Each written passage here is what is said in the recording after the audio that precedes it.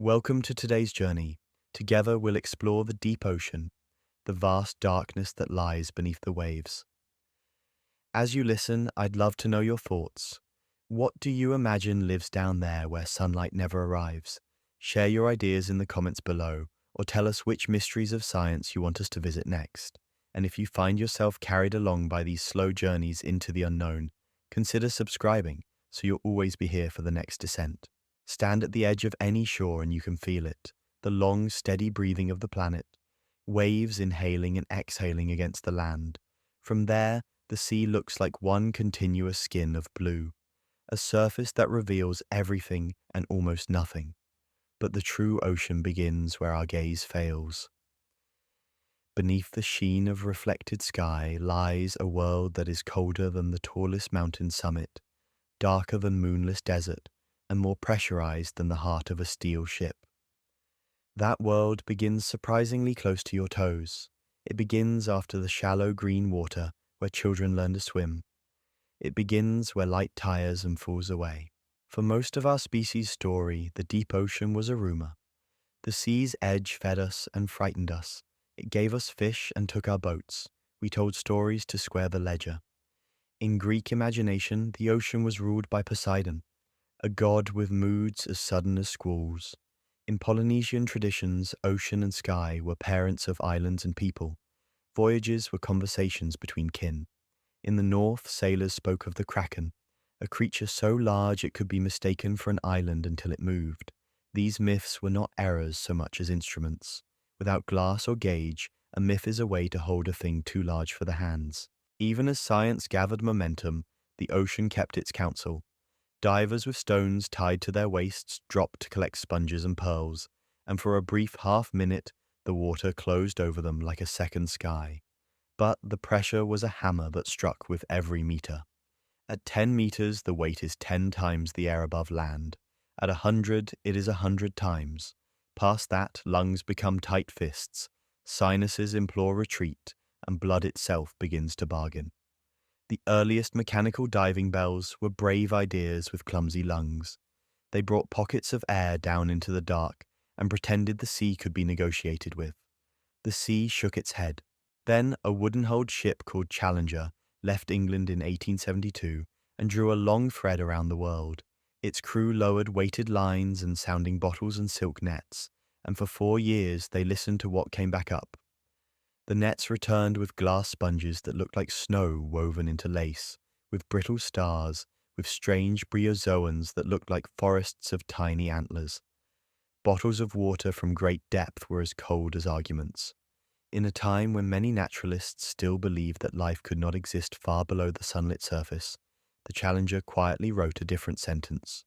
Life was there, in abundance, precisely where expectations said it should fail. It is hard to overstate what that meant. The ship had not merely mapped soundings and temperatures, it had pulled a second Earth onto the deck. But even those trophies were only hints. If you want to understand the deep sea, you need not machinery. You need imagination trained to the physics of water. Light is the first thing to confess. Water drinks red wavelengths almost immediately. A shallow cut looks greenish because the red has gone to ground. Orange follows, then yellow. By 30 meters, the palette has narrowed to blues and greens. By 100, the world is a dim cathedral of indigo. Plants cannot perform their little miracles in such dimness. Photosynthesis is a contract signed by sunlight. Below 200 meters, the signature is no longer legible. This is the twilight zone, the mesopelagic, where day drifts but never arrives. Below that threshold lies night with no stars, the bathypelagic. Yet the darkness is not empty. The ocean writes its own light. Bioluminescence is chemistry performed with a poet's ear. Luciferin and luciferase reacting in perfect proportions, oxygen joining the tiny theatre, photons released like secrets. Lanternfish flare along their flanks as if spelling sentences in Morse. Shrimp spit luminous clouds that hang in the water like slow explosions, confusing a predator long enough to vanish. Some squid pulse and dim, drawing moving outlines around themselves to mimic the way moonlight falls through waves far above. And the anglerfish, the quiet icon of the abyss, dangles the single candle of its lure in front of a cave of teeth. Imagine hunger evolving a fishing rod that grows from the skull. Pressure is the second law of this world. The numbers are absurd until you translate them. Every 10 meters down adds a fresh atmosphere of weight. At 1,000 meters, you live under 100 atmospheres. At 4,400. Bring a sealed styrofoam cup to a deep sea dive, tie it to the outside of a submersible, and bring it back. It returns thumb-sized, the air crushed from its tiny cells. Now imagine bones, sinuses, lungs. To live here, evolution did not build stronger beams. It dissolved the beams and stitched silk. Many deep-sea fish are gelatinous and weak-jawed when hauled to the surface, not because they are fragile in their own world, but because our low-pressure air is an alien environment that unravels their engineering. At depth, their bodies are harmonies tuned to compression. They are not resisting the water's hand, they are taking it. To say that the deep hosts strange creatures is to accuse the ocean of honesty. In the midwater black, the gulper eel drifts like an idea with a hinge. Its mouth inflates into a ballooning sac, capable of swallowing prey nearly its own bulk, an adaptation to a life where meals are chance and time between them is long. The vampire squid, a name cruelly misleading, for it drinks no blood, wears a cloak of webbing between its arms and carries glowing blue eyes large as a child's marble. The fang-toothed fish has teeth so huge they must slide into pockets when it closes its mouth, or they would pierce its own brain.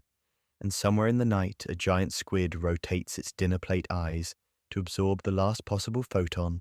Its arms and tentacles, the difference matters to the squid, trailing like banners in a parade held for no human witness. For centuries, the giant squid lived mostly in our stories, washing ashore in pieces that looked like misunderstood punctuation.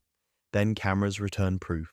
In 2004, a living giant squid flared into view beside a submersible's lights, red skin flashing like a lighthouse. It was not a kraken. Ships would not do for its meals, but it was large in the right way.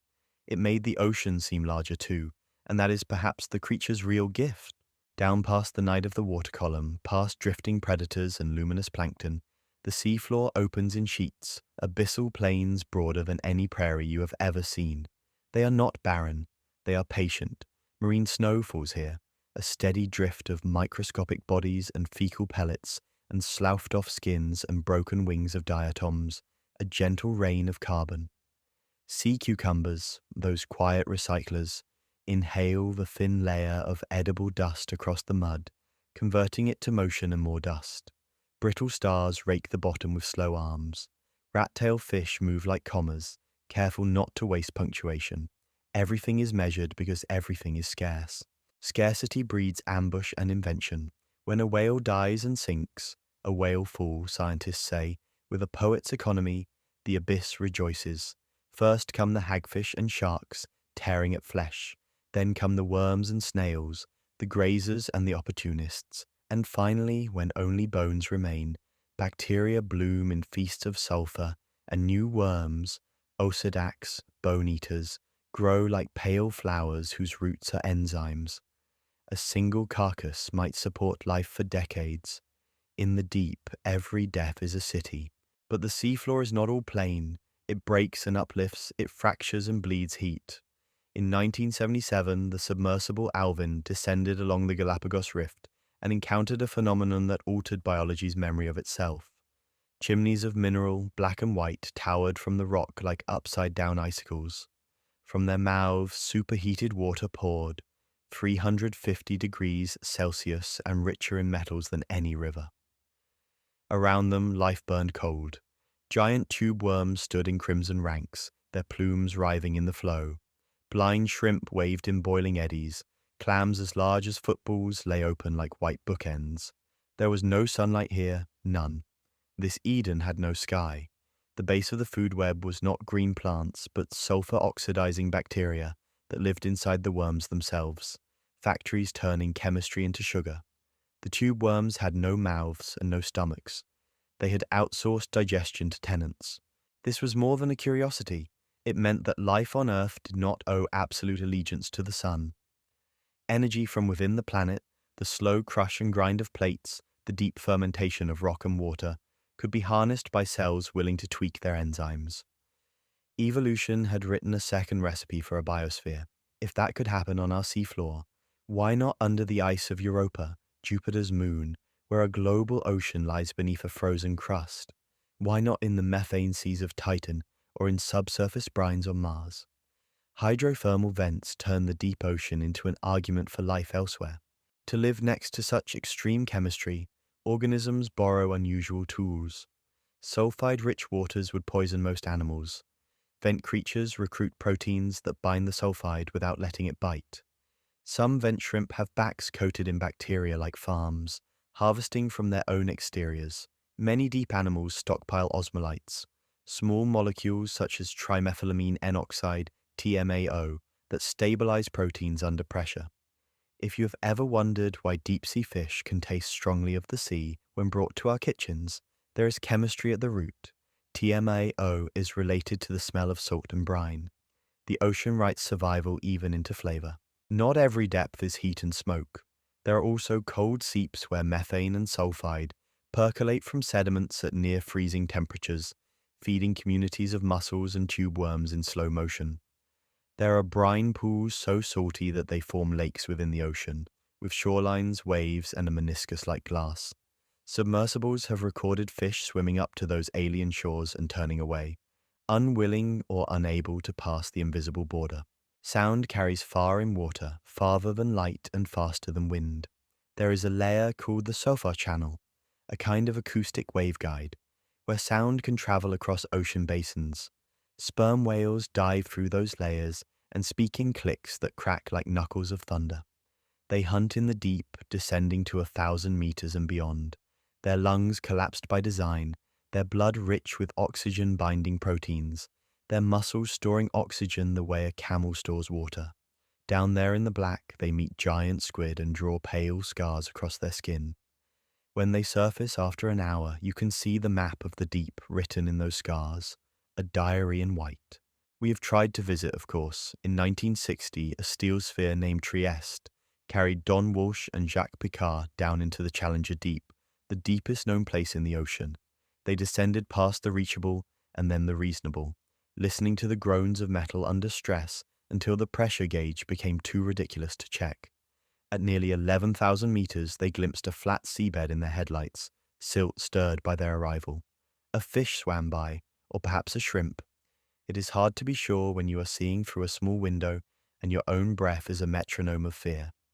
For 20 minutes they sat on the floor of the world, then rose. For more than half a century, no human returned. Machines carried the next chapters: Alvin, Mir, Shinkai, Nautil. Each submersible a new verb. To Alvin is to lurk and notice. To Mir is to endure. To Shinkai is to go deeper than yesterday. Remotely operated vehicles, ROVs, widened our reach with tethers of fiber optic and hope. Autonomous underwater vehicles swam prescribed grids like patient bees, mapping seafloor topography with sonar that paints in sound. Modern maps of the ocean are still more rumor than portrait. More than 80% of the seafloor remains unmapped in high resolution. The deepest trenches have been visited fewer times than the moon. Life adapts not only to pressure and darkness, but to scarcity of time. Many deep-sea animals grow slowly, reproduce late, and live long lives.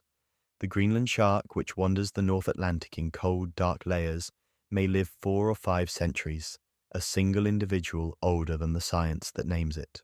Orange ruffy, a deep-sea fish valued for its firm flesh, can reach ages of 150 years.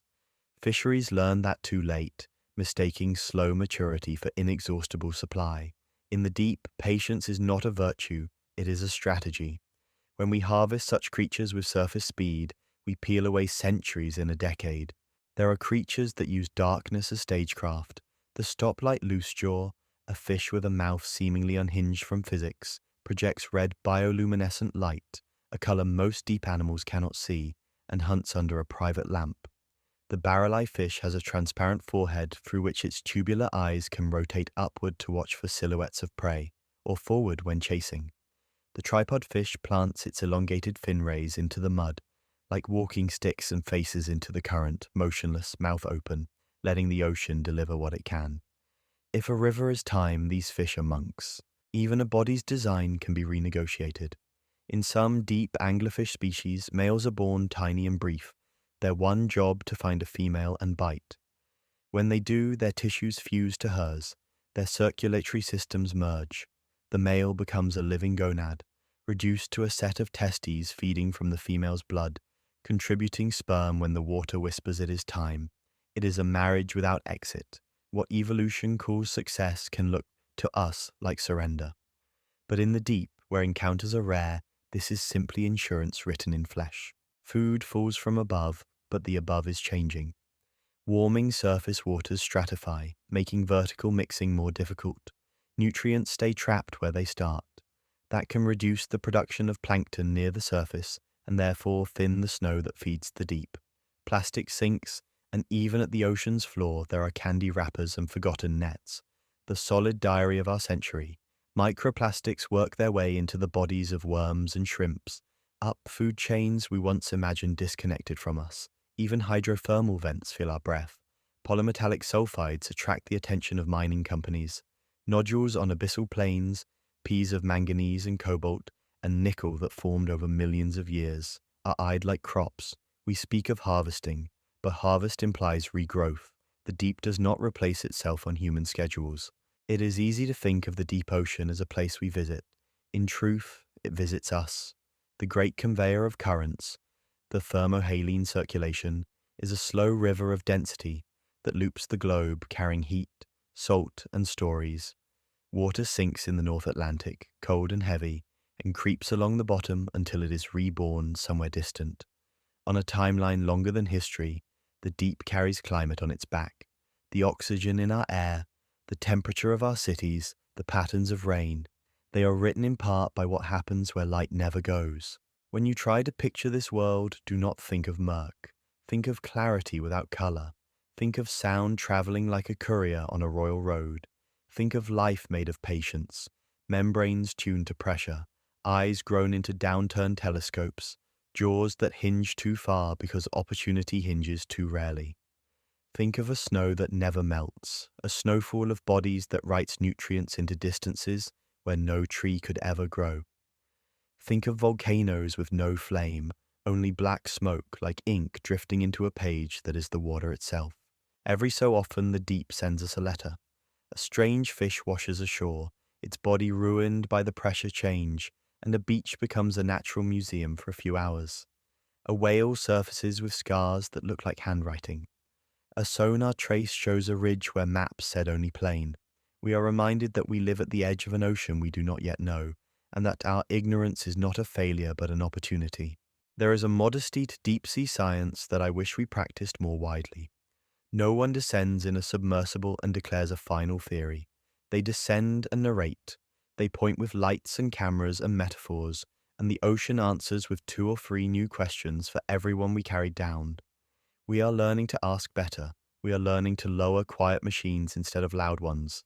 We are learning that the ocean does not reward speed. Imagine your own descent. You feel the surface leave like a roof. The color drains from the water around you in orderly retreat, red first, then orange, yellow fading like the end of a brass note. It becomes blue, then blue-green, and then the color of thought when the eyes are closed. A jellyfish passes trailing ornamented ribbons, alert to the touch of water itself. A small fish appears and vanishes, as if the beam of your light pushed it out of existence. Far below there is a suggestion of landscape, a soft rise, a crack, something like a chimney. You approach and the water warms. Tiny white shrimp swarm in the glow like ash without fire. A tube worm unrolls a red plume in slow motion, and in that motion is a declaration. Even here, in the kingdom of night and pressure, life is busy. If you switch off your light, if you dare, the darkness does not stay dark for long. Points appear, lines, organisms writing their signatures in light the way we sign checks and treaties. A few approach with curiosity, which is not a human monopoly. A few flee. Some hang in place, trusting their invisibility more than their speed. You understand why ancient sailors thought the ocean held souls. Everything down here looks like a thought behaving itself. You rise, and as you rise, the world returns its colors in reverse. The faintest green, the warmer blue, a suggestion of yellow, and then silver where light becomes common as air. Gulls argue where your shadow reaches the surface. The boat rocks and your legs become useful again. You have been to a place that does not need you, and you are grateful. The deep ocean is not simply another environment on a list. It is the second half of our planet. It is the basement that holds the furnace and the archives. It is a boundless aquarium without walls, where evolution has tried every compromise it could imagine, sculpting solutions that work precisely because we could never have thought them up. It teaches humility the way mountains teach gravity, quietly, constantly, without asking permission. What lives in the darkness? Almost everything the light did not need, everything the light could not afford, everything the light forgot to try. Creatures that write their own lamps, that exchange mouths for symbionts, that turn bones into gardens, that slow time until a century feels like a nap. There are monsters there if you want them. Teeth like cathedral spires, eyes wide as plates. But mostly there are RNs of patience, chemical poems, physics recited as flesh. We will go down again because that is what we do. We will bring quieter cameras, softer lights, vehicles that hover like thoughts. We will map another fraction of the floor and find a new species in the first hour of the next dive. We will argue about whether to touch the nodules or to leave them to their million-year sleep. We will learn names for animals that glow in language before they glow in water. And we will remember that the ocean, like any library, is altered by what we take and what we leave. For now, we surface and dry our hair in the wind. The sea looks simpler again, the same blue skin that fools us from shore. But we know better. Under that calm, there is a night as crowded as a city, a geology that cooks without flame, a patience that shapes climate and time. The deep ocean is not empty. It is busy with its lights off. If you return to the shoreline after hearing the stories of the deep, the horizon changes. What looked like a simple expanse of blue is now a ceiling. Beneath it, a hidden architecture stretches farther than continents, a geography of trenches, ridges, and plains that makes our mountains seem like toys. The average depth of the world's ocean is nearly 4 kilometers, but averages hide drama. The seafloor is not flat, but scarred and folded, pushed up and torn apart by the same forces that rearrange continents. Where tectonic plates diverge, mid-ocean ridges rise, longer than any mountain chain on land. Where plates collide, trenches are dug, deeper than any valley on Earth. These are landscapes beyond sunlight, but they are landscapes all the same. Consider the Mariana Trench in the Western Pacific, the deepest known place on the planet. It arcs for more than 2,500 kilometers, its floor reaching nearly 11 kilometers below the surface. If Mount Everest were dropped into it, the peak would still be more than 2 kilometers beneath the water. To imagine that depth, picture a jet airliner cruising at altitude. Now turn the sky into water, and you are still short of the bottom. For decades, the trench was more symbol than reality, an abstraction that proved the ocean could be as tall upside down as the Himalayas were right side up. But with the descent of Trieste in 1960 and later dives by robotic submersibles, the trench became a place we had touched. What they saw was not exotic in color or shape, a flat plain of silt, a few shrimp-like creatures, maybe a fish. But the astonishment was in the fact that life existed at all, life inhabiting a pressure we could hardly calculate. Life in trenches lives slowly. Amphipods scavenge the occasional food that drifts down, their bodies suffused with molecules that keep proteins from collapsing under pressure. Certain species of snailfish have been found thriving at depths once thought impossible, their transparent skins and delicate bones, evidence of an adaptation that is not about strength but about surrender. They are creatures sculpted by compromise, not by conquest. If we were to visit more often, perhaps we would find other specialists waiting in the folds of these valleys, unbothered by the myths we attach to them. While trenches plunge, ridges rise. The mid-Atlantic ridge runs down the center of that ocean like a scar, more than 16,000 kilometers long. It is a seam where the Earth's crust is pulling apart, magma rising to form new seafloor. It is, in a sense, a wound that never heals, constantly bleeding new rock. Along such ridges, hydrothermal vents cluster, and with them entire ecosystems. The chimneys that rise from vents, sometimes called black smokers, are some of the most striking structures in the ocean. They look like factories left by giants, towers belching smoke into a sea with no wind. Around them swarm crabs and shrimps, worms and snails, each bound into a food web that owes nothing to the sun. The sight is uncanny, a desert plain with skyscrapers, their windows glowing with bacteria, their courtyards crowded with life. These ridges and trenches are not only features of the earth, but engines of it. They circulate water, chemistry, and heat. The vents, in particular, may have been the very places where life first emerged. Scientists have proposed that the earliest cells could have assembled in the pores of mineral chimneys, powered by the flow of chemical gradients. In that view, the deep ocean is not just a cradle for strange worms today, it is the cradle of everything. If true, then all of life, forests, cities, symphonies, is a branch that grew from chemistry in darkness, far from the sun. The idea changes what it means to look at a tube worm. It is not simply a curiosity, it is a relative, carrying in its tissues a memory of origins. The deep ocean is also a stage for giants. Whales are surface breathers, tied to air, but their hunting grounds extend deep. Sperm whales, the largest of the toothed whales, dive more than a kilometer to hunt giant squid. Their heads are immense, filled with spermaceti oil that may help in sound production or buoyancy. They navigate and hunt with echolocation, clicks so loud they can travel across oceans, focused beams that paint the darkness in sound. When a whale plunges into the black, it collapses its lungs to avoid nitrogen narcosis, relying instead on blood and muscle to carry oxygen. Down there in the silent wars between whale and squid, we see a meeting of two titans evolved for the deep, one mammal with mammalian cunning, one invertebrate with alien anatomy. The scars on a whale's skin are signatures of these encounters, white rings where tentacle suckers grip too hard. When the whale surfaces and breathes, we are witnessing the end of a battle fought in a place we cannot see. Whales are reminders that the deep is not another planet. It is part of this one. The surface and the abyss are joined by migration.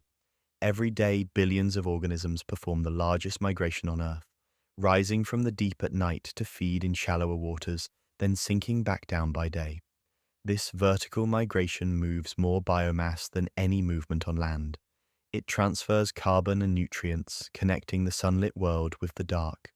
Lanternfish, shrimp, jellyfish, and countless others participate, their bodies carrying the surface into the depths and the depths into the surface. If you were to float in the twilight zone at dusk, you would see a rain of bodies rising past you, a procession as old as the ocean itself. It is tempting to think of the deep as hostile, but hostility is our projection. For its inhabitants, the deep is home. They do not know they are strange. They know only that they are alive. The gulper eel, with its inflatable mouth, is no monster to itself. The tripod fish, balancing on elongated fins like stilts in the mud, is no oddity in its own context. To them, our world of light and land would seem impossible. Bodies baked by ultraviolet, organisms bound to gravity rather than buoyancy. In this sense, the deep is a mirror. It shows us that normal is local, that life can adapt to nearly any condition given enough time. What feels like nightmare to us is simply habitat to others. Still, for humans, descent into the deep is a confrontation with fear. When the Bathurst Trieste made its descent in 1960, Picard and Walsh reported hearing the groaning of the vessel under stress, sounds like the world's largest door slowly opening. The sphere that held them was built to withstand pressure, but every creak reminded them of the stakes. At the bottom, they looked out through a small window and saw only silt stirred by their arrival. No monsters, no revelation. And yet the silence itself was revelation. They had touched a place no human had touched before, a place that will never know sunlight. When they returned to the surface, they had not changed the deep, but the deep had changed them. Later expeditions continued the work. James Cameron, the filmmaker, descended alone in 2012 in the Deep-Sea Challenger, spending hours at the bottom. He described the seafloor as a desolate lunar plain, greenish and soft. He filmed, sampled, and then returned, carrying both science and story. His dive was not a first, but it was a reminder. The ocean's greatest depths are reachable, but only barely. Each descent is an act of engineering as much as courage. Robotic submersibles have expanded our reach. Machines do not tire, do not fear, and do not need oxygen. They roam trenches, record hydrothermal vents, and capture images of life no human eye has ever seen directly.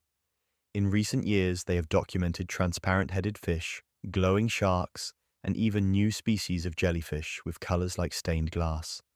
Every dive seems to add another page to the catalogue of life, a catalogue still incomplete. It is estimated that millions of species remain undiscovered in the ocean, many of them in its depths. The age of exploration is not over. It is happening now, under the sea. The deep ocean also plays a role in the climate of the entire planet. Currents driven by temperature and salinity create a conveyor belt that circulates water across basins. Warm water sinks when it cools, carrying oxygen and heat to the deep. Carbon absorbed at the surface can remain stored below for centuries, a natural buffer against climate change. But this balance is delicate. As surface waters warm, stratification increases, and mixing decreases.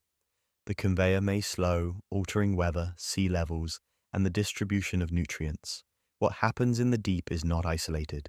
It reaches our coasts, our crops, our lives. Human impact reaches the abyss in other ways too.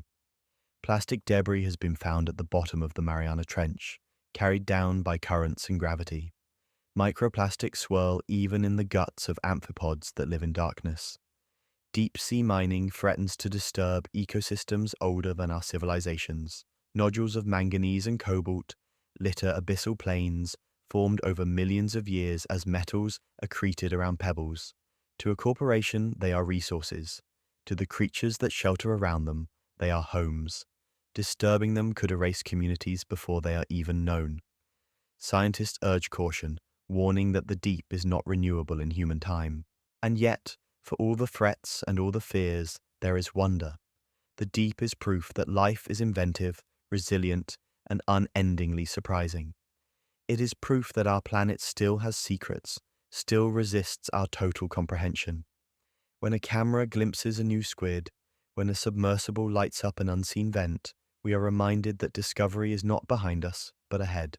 The question then is not only what lives in the darkness, but how we choose to live knowing the darkness is there. Do we treat it as a storehouse to be plundered, or as a library to be read with care? The answer will say as much about us as it does about the sea. The deep ocean is not silent, though it is dark. Sound travels faster in water than in air, and at certain depths it can travel farther too. There is a layer, the Sofar Channel, where sound waves bend and become trapped, able to move for thousands of kilometers with little loss. Whales use this to communicate across basins. Their songs, low and resonant, are part of the ocean's language, carrying information and presence across unimaginable distances. For us, it means the deep is full of voices we cannot hear without instruments. Hydrophones placed in the depths record choruses of clicks, groans, and calls. The chatter of cetaceans, the creaking of icebergs, even the rumble of underwater earthquakes. The deep is not quiet, it is alive with conversation. Some of the most impressive speakers are sperm whales. Their clicks are among the loudest biological sounds on Earth, used to echolocate prey in the black. When they dive, they shut down non-essential functions, conserving oxygen for the heart and brain. At depth, they unleash bursts of sound that bounce off squid, painting an image in sonar. Each click is a question answered by echoes. To imagine it is to imagine navigating a city by tapping a cane, but instead of hearing the tap return from the ground, hearing it return from every wall, every doorway, every window. The whale reads the darkness in sound the way we read it in light. This acoustic world is essential not just for whales, but for many deep-sea creatures. Fish produce drumming sounds by vibrating muscles against their swim bladders. Crustaceans snap their claws, creating bubbles that collapse with a sharp crack. In the absence of light, communication shifts to vibrations and echoes. To us, the deep may seem empty. To its residents, it is a crowded and noisy space. Yet it is also a place of silence when we want it most. For submarines, the SOFAR channel is both opportunity and threat. During the Cold War, navies deployed arrays of hydrophones across the oceans to detect the faint sounds of enemy submarines. In the process, they also recorded the calls of whales and the moans of mysterious creatures. Some sounds, like the famous bloop recorded in 1997, turned out to be icebergs breaking apart. Others remain unexplained. The ocean still holds acoustic mysteries, reminding us that even with sensitive instruments, not everything is known. The creatures of the deep are as varied in strategy as they are in shape. Some rely on stillness, conserving energy in a place where food is scarce. Others become hunters of opportunity, their bodies designed to swallow whatever crosses their path. The gulper eel, with its balloon-like mouth, is an example. It may drift for days, waiting for prey, and then engulf it whole, stomach expanding like a bag. The loose-jaw fish uses a set of hinged bones to extend its jaw forward, snatching prey with remarkable speed. Many predators in the deep have huge teeth and expandable stomachs, not because meals are large, but because they are rare. Better to eat what comes than to let it pass. There are also strategies of light. The stoplight loose-jaw projects red bioluminescence, invisible to most creatures, giving it a private flashlight. Dragonfish do the same, hunting with beams their prey cannot see. To us, red light vanishes quickly in water. To them, it is a secret color, an invisible tool. This adaptation shows how evolution can exploit even the absence of light to create advantage. Reproduction in the deep brings other inventions. In some anglerfish, males are tiny compared to females. Their only role is to find a mate, bite, and fuse. Once attached, the male's body integrates into the female's, his organs withering until he is little more than a set of gonads connected to her bloodstream. It is grotesque to us, but effective in a place where encounters are rare. What seems like parasitism is, in evolutionary terms, partnership. They survive together because alone, the odds are slim. Other species produce young that rise toward the surface, where food is more abundant. These larvae drift in plankton until they mature, then descend into the dark. The deep is sustained by connection to the light above. Without it, the marine snow that feeds abyssal plains would vanish, and with it much of the life below. Even vent communities powered by chemistry rely on ocean circulation that ties them to the broader system. Among the most haunting spectacles of the deep are whale falls.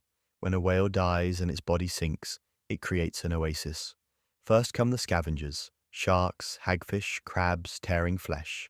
Then the opportunists, worms and snails feeding on softer tissues. Finally, when only bones remain, bacteria break down lipids in the marrow, releasing sulfides that fuel chemosynthetic organisms. Tube worms and clams colonize, creating a miniature vent-like ecosystem. A single whalefall can sustain life for decades, passing through stages as orderly as a forest succession. In the desert of the abyss, a dead whale is a feast, a festival of life. Whale falls show us that death is not an end, but a redistribution. The whale that once swam the surface becomes the foundation for entire communities below. Its body is a bridge between worlds, tying the light-filled ocean to the night-bound deep. To study them is to see the ocean's economy of recycling, where nothing is wasted. The history of deep-sea exploration is a history of windows. First, we lowered nets and lines, pulling creatures up to a world they were not built for. They arrived distorted, often destroyed, their true forms unknown. Then came diving bells and bathyspheres, offering small glimpses through glass. In the 1930s, William Beebe descended off Bermuda in a steel sphere, the bathysphere, lowered by cable. He reported strange glowing creatures, fish with lights along their bodies, and colors unlike anything on land. His accounts are sometimes questioned, but they remain some of the earliest human testimonies from the deep. Later came submersibles like Alvin, Mir, and Shinkai, carrying scientists into the abyss with lights and cameras. Each dive added not just data, but intimacy. To sit in a small vessel and watch a fish drift past your window is different from seeing it dead on a deck. It is to witness it in context, to see the grace in its slowness, the logic in its design. The deep is not alien when you are inside it. It is a coherent world with its own rules. Today, remotely operated vehicles, ROVs, extend our reach further. They hover with thrusters, manipulate with robotic arms, and record with high-definition cameras. Autonomous vehicles map seafloors, tracing ridges and trenches in sonar detail. Yet even with all this technology, most of the ocean remains unseen. Exploration is expensive and the sea is vast. To map it all would take generations. For now, we glimpse, we sample, and we extrapolate. The ocean still guards its majority. Some discoveries surprise by their scale. The largest migration on Earth is not wildebeest across Africa or caribou across tundra, but the daily rise and fall of plankton and fish. Billions move upward at night to feed, then downward by day to hide. This vertical migration pumps nutrients, carbon, and energy across layers. It is as if the ocean breathes, its lungs rising and falling in sync with the sun. For a diver at dusk, the water would suddenly fill with life, a blizzard of small bodies ascending. For the deep, it is dinner delivered nightly. Other discoveries surprised by their intimacy. The barrel-eye fish, with its transparent head, allows its eyes to rotate within the dome, gazing upward through its own skull. The tripod fish balances on elongated fins, motionless in currents, waiting with mouth open. The Dumbo octopus flaps ear-like fins, moving with gentle grace, a cartoon come to life in darkness. Each adaptation seems improbable until you realize it is inevitable. Evolution will use whatever works, no matter how strange it looks to us. And then there are the microbes. Invisible to the eye, they are the true rulers of the deep. In sediments, on vents, inside animals, they cycle carbon, sulfur, and nitrogen. Some consume methane, preventing it from reaching the surface. Others thrive on hydrogen sulfide, toxic to most life. To study them is to glimpse the base of the deep ocean's economy, the accountants and builders who sustain larger forms. Without them, the abyss would collapse. They remind us that even in the deepest night, life is layered, from bacteria to squid to whale. The deep ocean is also a laboratory for resilience. Its creatures endure extremes we once thought impossible. At vents, bacteria survive temperatures near boiling. At trenches, amphipods endure pressures that would crush steel. Some fish carry antifreeze proteins in their blood, preventing ice from forming in freezing waters. Each adaptation is a lesson. Life is not fragile, but flexible. The boundaries we imagine are not the boundaries of biology. This resilience inspires questions beyond Earth. If life can thrive in darkness, pressure, and poison here, could it not thrive on other worlds? On Europa, beneath kilometers of ice, a global ocean may exist. On Enceladus, geysers of water erupt from a hidden sea. Mars once had oceans. Traces may remain underground. The discovery of chemosynthetic life in Earth's deep gives weight to the idea that life elsewhere may not need sunlight at all. The deep ocean becomes a model for alien biology. To study a tube worm is, in a sense, to study the possibility of life beyond our planet. But the deep is not invulnerable. Its ecosystems are slow to grow, slow to recover. Orange ruffy, a deep-sea fish once harvested heavily, matures only after decades. Populations crashed before we understood their biology.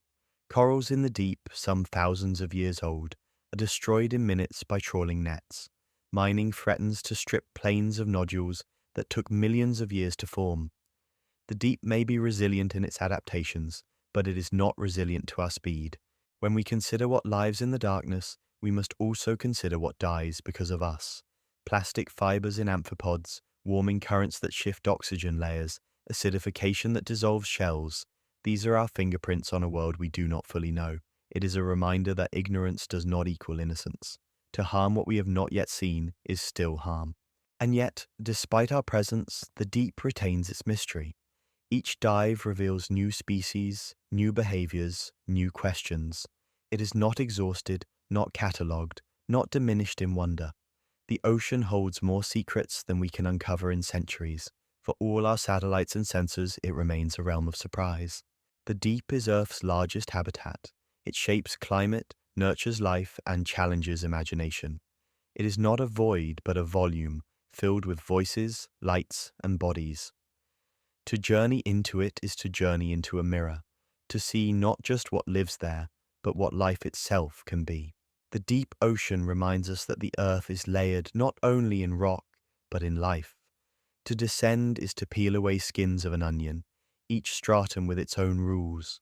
The sunlit surface, the twilight zone, the midnight plain, the abyssal depths, each is a world, but the layering is not only vertical. Across the globe, different regions of the deep offer their own communities. The Arctic deep is not the same as the Pacific trenches. Life is not scattered evenly. It is patterned like constellations tied to currents, chemistry, and chance.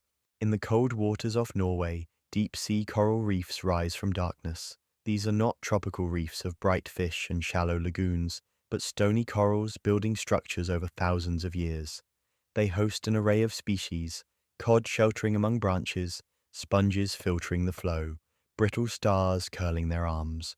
Such reefs grow slowly, some surviving for millennia. They are fragile archives of time, broken in minutes by a trawling net. To see them is to realize that beauty is not confined to the sunlit shallows. The deep, too, has its cathedrals. Elsewhere, methane seeps dot the seafloor, releasing bubbles that drift upward like champagne in reverse.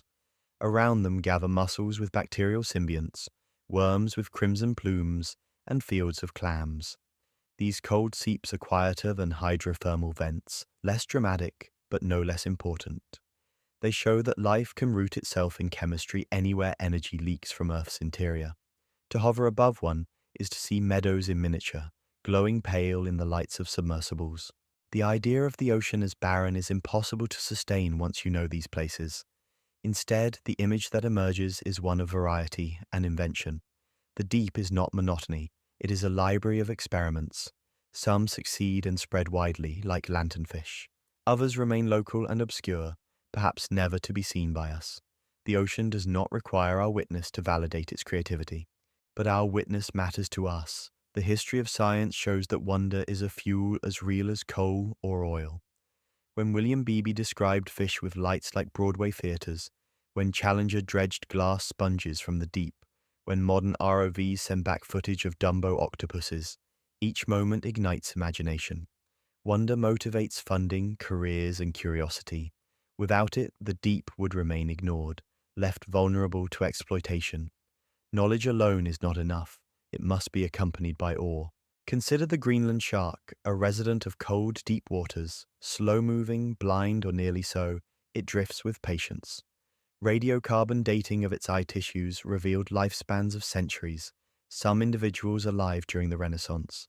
They grow only a centimeter per year. Their flesh is toxic unless fermented. To us, they seem alien. To themselves, they are simply enduring. The shark teaches a lesson about time. In the deep, where food is sparse and growth is slow, patience is survival. To hurry is to die. This lesson extends beyond animals. Deep-sea sediments accumulate in layers, each a page of Earth's history. Tiny shells of plankton, dust from deserts, ash from eruptions, all settle in silence. Over millions of years, they form records of climate and change. By drilling cores from these sediments, scientists reconstruct past oceans, reading temperatures, currents, and extinctions. The deep is not only habitat, it is memory.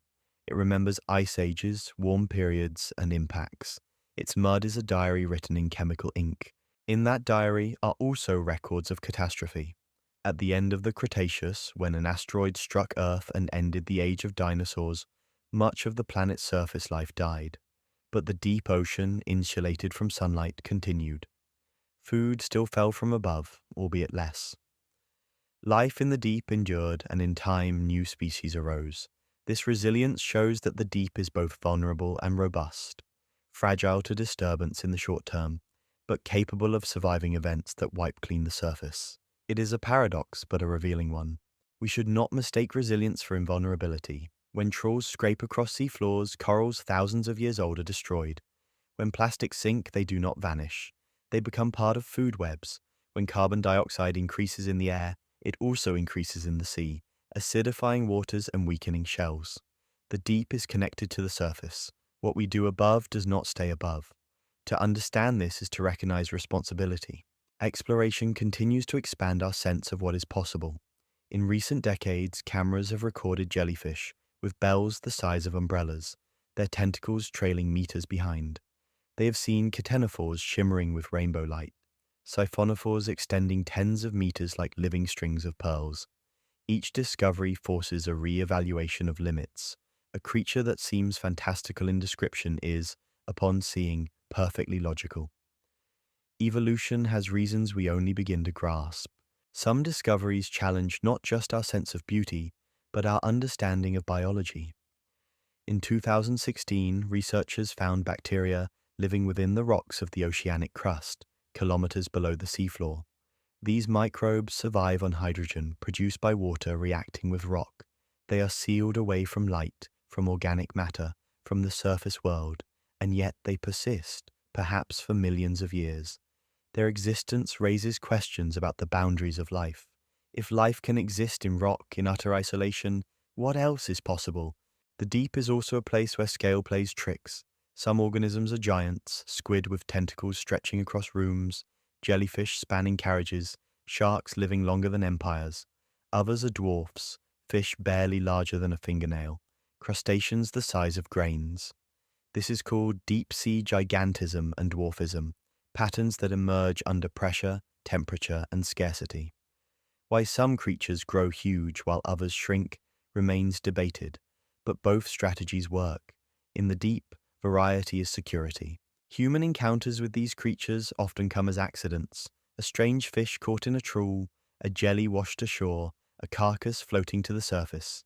Each incident is a message from below. Some inspire fear, others fascination. In the early 20th century, when oarfish washed ashore, their long ribbon-like bodies were mistaken for sea serpents. Today we know them as deep-sea fish, but the myth lingers. The deep has always leaked into our imagination. Technology brings us closer, but it also brings responsibility. As mining companies plan to harvest nodules, scientists warn that each nodule took millions of years to form. Destroying them is not like cutting a forest. It is like erasing geology itself. The animals that shelter among them may be unknown, their roles unstudied. Once gone, they will not return in human timescales. This is why many call for caution, for leaving the deep untouched until we understand it. Knowledge is not just curiosity, it is protection. And yet the allure of resources is strong. Cobalt, nickel, and manganese are vital for batteries, electronics, and renewable energy technologies. Companies argue that deep-sea mining could provide materials for a green future. The paradox is stark. In trying to save the climate, we may harm the very system that regulates it. The debate is unresolved, but the stakes are high. The deep is not empty space, it is full, and its fullness matters.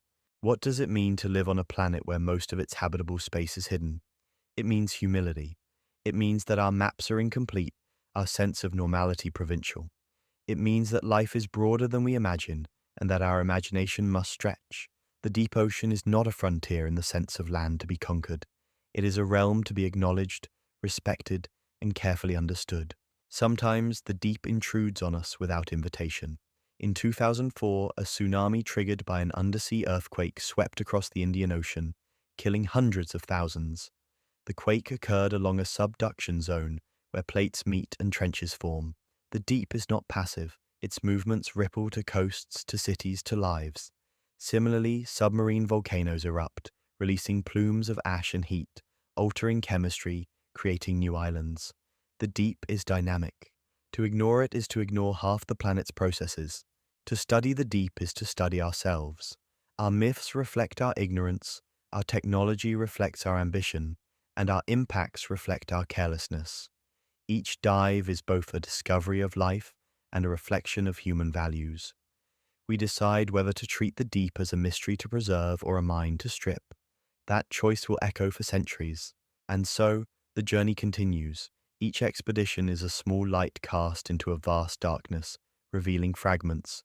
We may never see it all, but perhaps we do not need to. To know that the deep exists, to know that it is alive and varied and essential, may be enough to inspire protection. Mystery is not always a problem to solve. Sometimes it is a gift to keep. The ocean, when we think of it from land, often feels like a surface phenomenon. Waves crash, ships sail, storms stir, and it seems that all action happens at the interface of water and air.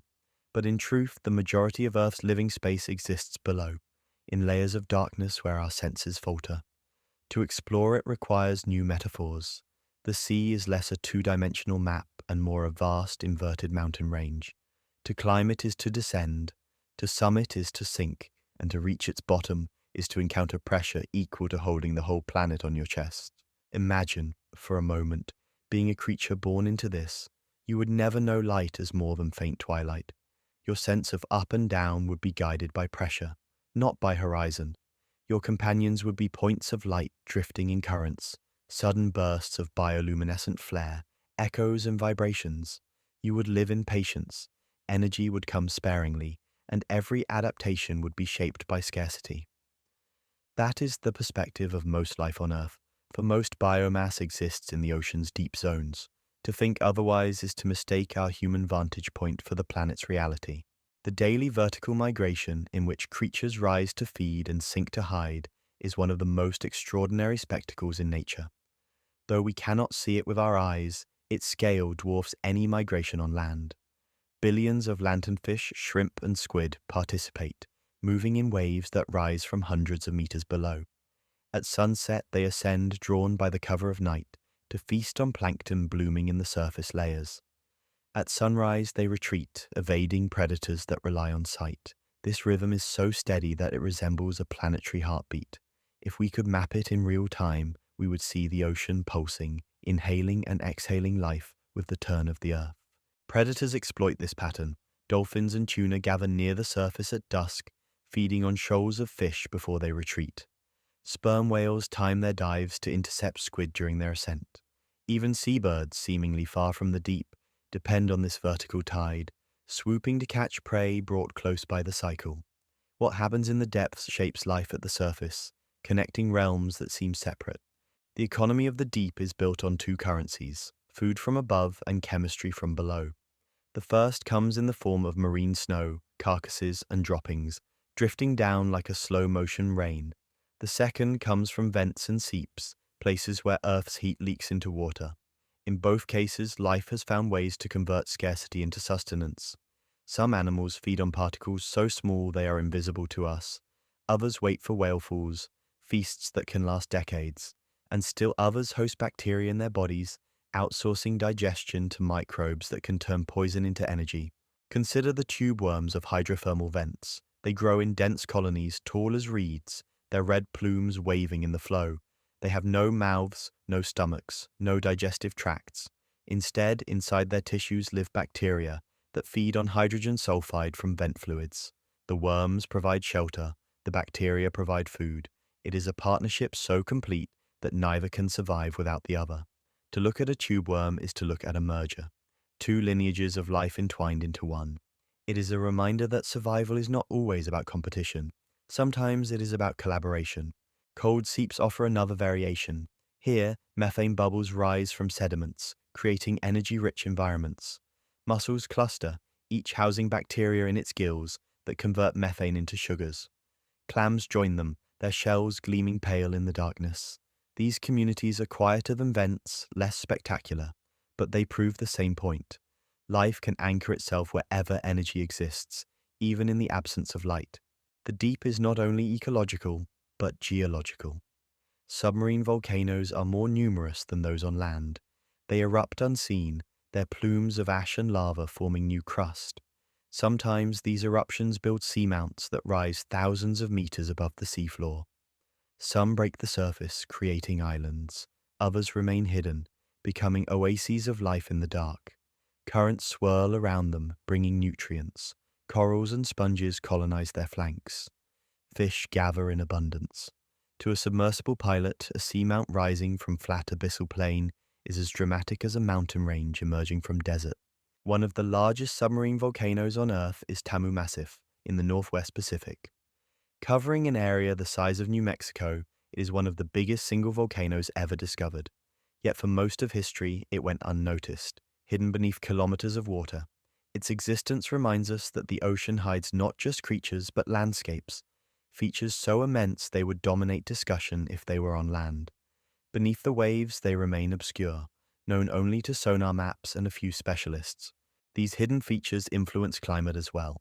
Hydrothermal vents release not just minerals but heat, affecting circulation.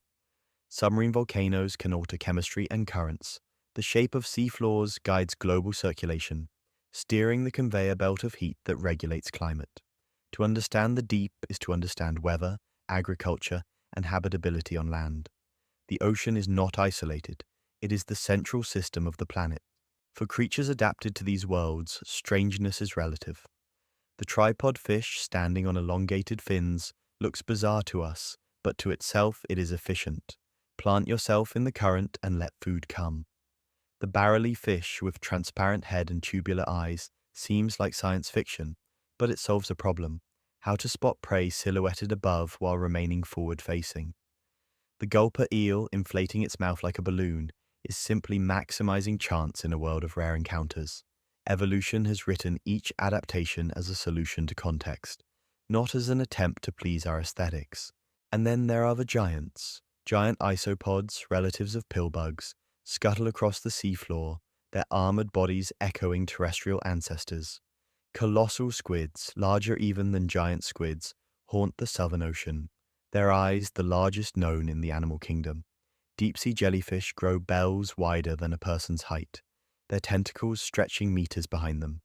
These sizes are not indulgences, they are strategies for storing energy, for deterring predators, for enduring scarcity. Deep-sea gigantism is an evolutionary pattern written again and again, a reminder that in darkness, bigger can sometimes be better. But size is not universal. Alongside giants live dwarfs, fish the size of fingernails, crustaceans no larger than grains. Both extremes succeed. Both show that the deep allows a wide spectrum of solutions. To think of it as uniform is to miss its diversity. It is not one world but many, each with its own rules. The history of our relationship with the deep is also a history of technology. From nets and dredges to bathyspheres and submarines, each advance has opened a new layer. Today, remotely operated vehicles explore with cameras sharper than our eyes. Autonomous vehicles map seafloors with sonar. Satellites from orbit detect tiny variations in sea level that reveal the gravity of seamounts below. Even when we cannot go ourselves, we can infer, deduce, and imagine. The deep resists, but we persist, and still most of it remains unknown. Estimates suggest that millions of species remain undiscovered in the ocean, many of them in the depths. Some may be microscopic, some larger than anything we know. Each dive has a high chance of revealing novelty. To work in deep-sea biology is to expect surprise. That is the gift and the challenge, to accept that we are always beginners, always on the threshold. The deep ocean also invites reflection on scale. We live our lives in decades, the deep works in millennia. Corals thousands of years old, nodules millions of years in the making, trenches carved over tens of millions. The time frames dwarf our history. To interact with them at human speed is to risk damage out of proportion. A trawl net can erase centuries in minutes. A mining machine can strip geology older than civilization. This mismatch of timescales is one of the deep's greatest vulnerabilities. Yet vulnerability does not mean weakness. Life here has endured asteroid impacts, ice ages, and extinctions. It has persisted through events that reshaped the planet's surface. The deep is both fragile and resilient, delicate in the short term, but enduring in the long. To study it is to hold both truths at once: respect for its vulnerability, awe for its persistence. When we ask what lives in the darkness, the answer is not a list but a principle. Life lives there. Life in forms we find strange, but life nonetheless. It is not barren. It is not empty. It is as full of invention as the forests and skies. The deep ocean is proof that life is not confined to comfort zones. It thrives wherever it can, rewriting rules, finding niches, making homes. And as we descend further, we realize that the question is not only about creatures, it is about ourselves. What do we choose to do with this knowledge? Do we plunder or protect? Do we treat the deep as resource or relative? The decision will echo not just in the darkness, but in the light above. The deeper we journey, the more the ocean feels like a mirror held up to imagination itself. It is a place where the improbable becomes ordinary, where the line between science and myth blurs. The giant squid, once only a sailor's terror, proved real. Glowing fish, long thought fantastical, turn out to be among the most numerous animals on Earth. What we dismissed as legend again and again reveals itself as truth, waiting patiently for discovery. The ocean, in its darkness, has always been ahead of us. But discovery does not come easily. To explore the deep is to confront challenges unlike those anywhere else. The pressure alone crushes most materials. Electronics must be sealed, cameras must withstand the cold, lights must illuminate without overwhelming. Submersibles require engineering on the edge of possibility. A tiny crack, a minor miscalculation, could mean disaster, and yet each generation of explorers has dared to go further. From BB's bathysphere in the 1930s to modern remotely operated vehicles, the story of deep-sea exploration is the story of persistence against odds. William Beebe's descent off Bermuda was one of the first times a human truly saw the deep with his own eyes. Lowered in a steel sphere no more than a few feet across, he peered through thick glass windows into the abyss. What he described astounded him. Glowing fish, strange jellyfish, animals that seemed like living fireworks. Some of his descriptions were met with skepticism. He lacked cameras, after all. But the spirit of his testimony holds. He was trying to translate wonder into words, to describe a world with no parallels. His dive remains a reminder that, even when we do not capture proof, awe itself has value. As technology advanced, proof came in abundance. Cameras recorded anglerfish drifting with luminous lures, jellyfish pulsing like stained glass, siphonophores extending dozens of meters, chains of tiny animals acting as one. Each revelation deepened the paradox. The deep ocean is utterly alien, yet undeniably part of Earth. To see its inhabitants is to see evolution's inventiveness laid bare, solutions to problems we never imagined. Take the siphonophore. To the casual eye, it looks like one long creature, perhaps as long as a blue whale. But in truth, it is a colony of individuals, each specialized for a task, some to float, some to sting, some to feed, some to reproduce. Together, they form a single organism in function, if not in genetics. It is a reminder that individuality itself is flexible. The boundaries of self are negotiable in the deep. Or consider the barrel-leaf fish with a transparent skull. Its eyes are tubular, rotating within the dome of its head, able to peer upward through its own forehead, to spot prey silhouetted against faint light. To us, this seems bizarre. To the fish, it is simply effective. Evolution does not design for beauty or symmetry. It designs for survival. The deep, with its unusual pressures and darkness, creates unusual solutions. The tripod fish offers another lesson. It plants its elongated fins into the sediment and faces into the current, motionless. With its pectoral fins extended, it waits for prey to drift into its mouth. It does not chase. It does not wander. It allows the ocean to deliver. In a place where food is scarce, patience is not a virtue but a necessity. And then there are the jellyfish. In the deep, they are not fragile ornaments but dominant players. Some grow to enormous sizes, their bells meters across. Their tentacles trail behind them, equipped with stinging cells that can paralyze prey. Others glow with shifting lights, luring or confusing. The diversity of jellies is staggering, and each challenges our idea of what an animal must be. Without bones, without brains, they thrive, proving that complexity is not always required for success. The deep is full of paradoxes like this. Creatures that look simple are not simple in effect. Animals that seem monstrous are perfectly adapted. What seems like nightmare to us is everyday routine to them. These paradoxes remind us that our sense of normal is narrow. The ocean broadens it. Our own relationship with the deep is also paradoxical. We fear it, yet we are drawn to it. We pollute it, yet we depend on it. We barely understand it, yet we are already planning to exploit it.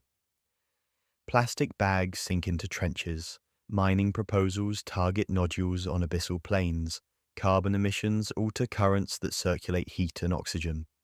The deep is vast, but it is not immune. Every action on the surface has consequences below. Whale falls show this vividly. When a whale dies and sinks, it becomes an ecosystem, sustaining hundreds of species over decades. But as whaling reduced whale populations, whale falls became less common. This altered deep-sea food webs in ways we barely measure. Even our hunting of animals at the surface reshapes communities far below. Everything is connected. The deep's importance to climate is equally profound. The ocean absorbs carbon dioxide, storing it in deep waters for centuries. Currents driven by temperature and salinity distribute heat globally. If these systems shift, weather patterns change, agriculture suffers, and coastlines flood. To protect the deep is not just to protect strange fish, it is to protect our own future. The abyss is not distant, it is beneath our feet, shaping our lives in ways unseen. Yet despite its importance, we still know so little. More than 80% of the ocean floor is unmapped in detail. We have better maps of Mars than of our own seabed. Each new expedition reveals features we did not expect.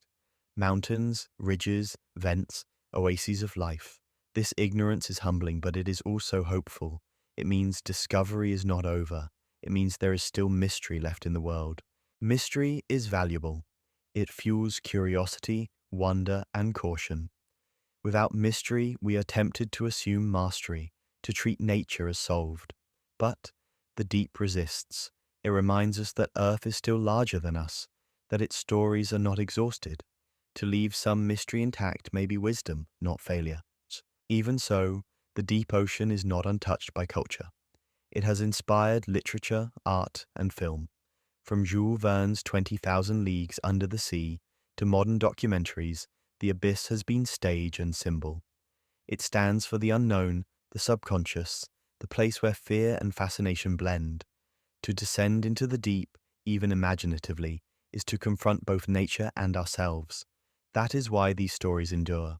They are not just about fish and trenches. They are about our hunger for the unknown. The deep also reminds us of time. Some creatures live longer than nations. The Greenland shark swims slowly, its body clock nearly paused, living centuries in cold obscurity.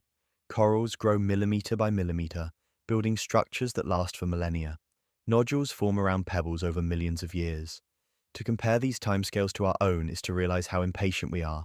We measure in years, plan in decades, exploit in moments. The deep measures in eras. To harm it is to write damage in geologic time. And yet, life endures. Through mass extinctions, asteroid impacts, and climate shifts, the deep has remained. It has buffered, adapted, persisted. That endurance should not lull us into complacency, but it should inspire respect. The deep is not fragile in essence, but it is fragile to us, to our speed, our scale, our impatience. Respect means recognizing the difference. As explorers continue, new surprises arrive. Fish with transparent blood, worms with iron jaws, shrimp that farm bacteria on their backs. Each discovery expands possibility. Each says the rules are wider than you thought. The deep is not marginal. It is central. It is Earth's largest habitat, and it is still writing chapters. When you think of the deep, do not picture emptiness. Picture abundance in new forms. Picture lanternfish flashing in schools larger than nations. Picture siphonophores glowing like rivers of light. Picture vents with towers taller than buildings, surrounded by worms with no mouths, but thriving nonetheless. Picture the patience of sharks that live for centuries, the silence of plains where snow of bodies falls forever, the sudden flare of a squid's eye the size of a plate. The deep is not void, it is vibrancy in disguise, and as we end this stage of descent, we must carry its lesson upward, that life does not require our definitions, that mystery is not weakness, that survival can look like monstrosity or beauty depending on your vantage. The deep ocean is a world that has always been there, beneath us, indifferent to our presence, yet shaping us all the same. The deeper into the ocean we travel, the more it feels like we are moving not only through space, but through layers of time. Each descent is a step backward into Earth's history, into conditions that resemble earlier ages. Hydrothermal vents, with their chemical gradients, echo the chemistry of our planet billions of years ago. Sediments on the abyssal plains preserve records of climates long past. To study the deep is to study Earth as archive, memory, and ancestor. One of the most profound ideas in modern science is that life may have begun in the deep. The hydrothermal vent hypothesis proposes that early cells formed in the mineral-rich pores of vent chimneys. There, hydrogen sulfide and other chemicals provided energy, while iron-sulfur minerals catalyzed reactions. Gradients of heat and acidity offered the complexity needed for self-replication to emerge. In this view, life did not begin in warm ponds on the surface, as once thought, but in the dark, in chemical gardens at the bottom of the sea. If this is true, then the deep ocean is not just another habitat, it is the original one. The rest of life, including forests, grasslands, and cities, are branches of that root. Every creature that breathes oxygen and feeds on carbon carries in its lineage the memory of a vent-dwelling ancestor. To look at a tubeworm colony today may be to look at a distant reflection of our own origin story. The thought is humbling, collapsing the boundary between human and worm, between surface and abyss.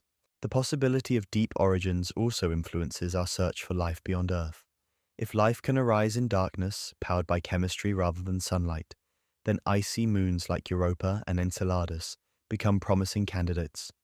Beneath their frozen crusts lie oceans warmed by tidal heating, potentially hosting vents of their own. To send probes into those oceans is to search not for something alien, but for something familiar. Life in the dark, sustained by energy gradients, just as it may have been here. The deep ocean of Earth thus becomes a model, a guidebook for astrobiology. To explore it is to practice for exploration elsewhere. But the deep is not only about beginnings, it is also about endurance. Many of its inhabitants seem designed not for rapid success, but for persistence. The Greenland shark, with lifespans of centuries, is one example. So too are the corals that grow slowly in darkness, their branches layering year after year until they form reefs older than our civilizations. These organisms embody patience. Their strategy is not to outcompete quickly, but to endure quietly. It is a reminder that survival is not always about speed. Sometimes it is about slowness.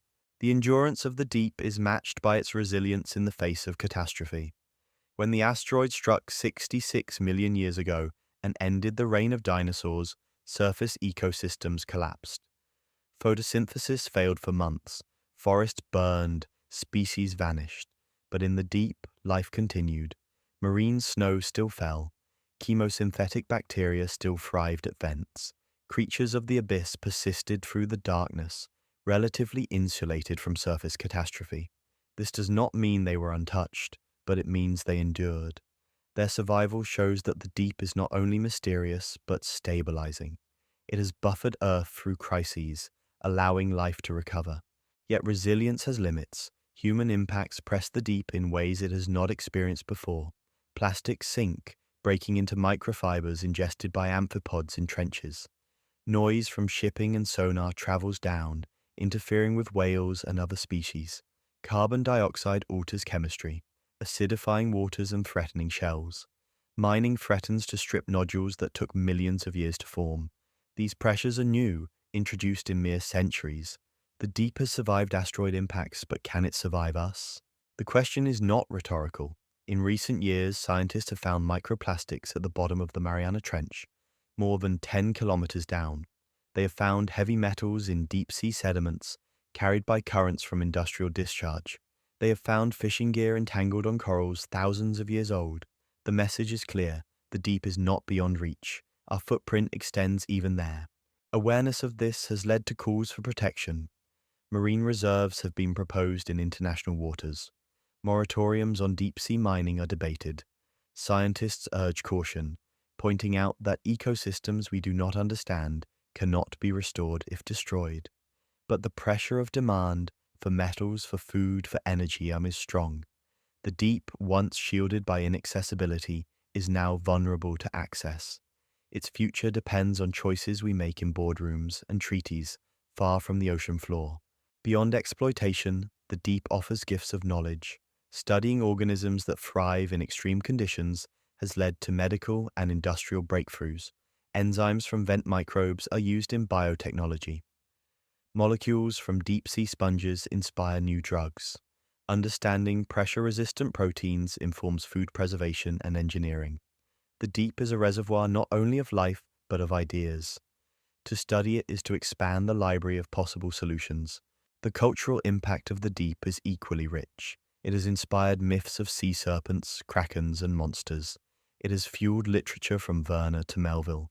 It has shaped art and film from 20,000 Leagues Under the Sea to The Abyss. In these works, the ocean is not just a setting, but a symbol of mystery, fear, and imagination. Even today, when we watch footage of glowing creatures drifting in blackness, the feeling is the same. Awe mixed with unease, fascination mixed with humility. The deep does not lose its grip on imagination. Part of that grip comes from the unknown. We know enough to realize how much remains undiscovered. Each dive brings novelty. Each survey maps features unseen. Scientists estimate that most species in the ocean remain unnamed. In the deep, this percentage is even higher. Every expedition adds to the catalogue, but the catalogue is far from complete. The sense of frontier remains real. The frontier metaphor is not perfect, though. Unlike land, the deep is not empty, waiting to be settled. It is full, already occupied by ecosystems, ancient and complex. To treat it as frontier risks repeating mistakes of conquest, assuming discovery equates to ownership. A better metaphor may be library, vast, rich, requiring care. To enter the deep is to enter a library we barely know how to read. Our task is not to own it, but to understand it without tearing pages. As we reflect on what lives in the darkness, it becomes clear that the answer is not simply a list of creatures. It is a recognition that life is broader than our imagination. Fish with transparent heads, worms with no mouths, microbes in boiling water. Each expands the definition of possible. The deep is not an exception to life's rules. It is proof that the rules are adaptable. The boundaries we imagine are not real boundaries. They are only edges of our current understanding. To listen to hydrophones in the deep is to hear this diversity in sound. Whales call across basins, shrimp snap, earthquakes rumble, icebergs crack. The ocean is a chorus, not a silence. To shine lights is to see it in glow.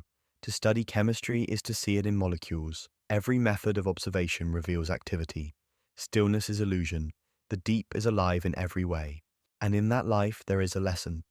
We are not alone in our adaptability. We are not the pinnacle of survival. We are one form among many, one strategy among countless others. The deep humbles us by showing how diverse solutions can be. It teaches that strangeness is not weakness, but resilience. What looks grotesque is often ingenious. What looks alien is often Earth's truest self. The descent continues. Each layer reveals more. Plains stretching for thousands of kilometers. Trenches plunging like scars. Ridges rising like spines. Each is populated. Each is dynamic. Each holds stories older than ours. To enter them is to step into a conversation that began billions of years ago. A conversation of chemistry, adaptation, and persistence. To dwell on the deep ocean is to realize how much of our planet remains beyond our grasp.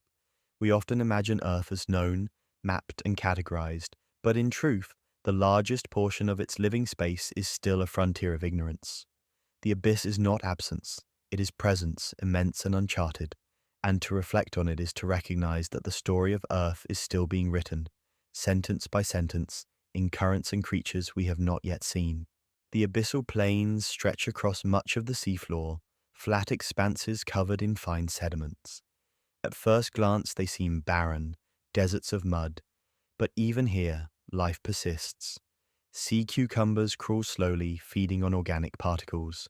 Brittle stars extend their arms to catch what drifts. Worms burrow invisibly, recycling nutrients.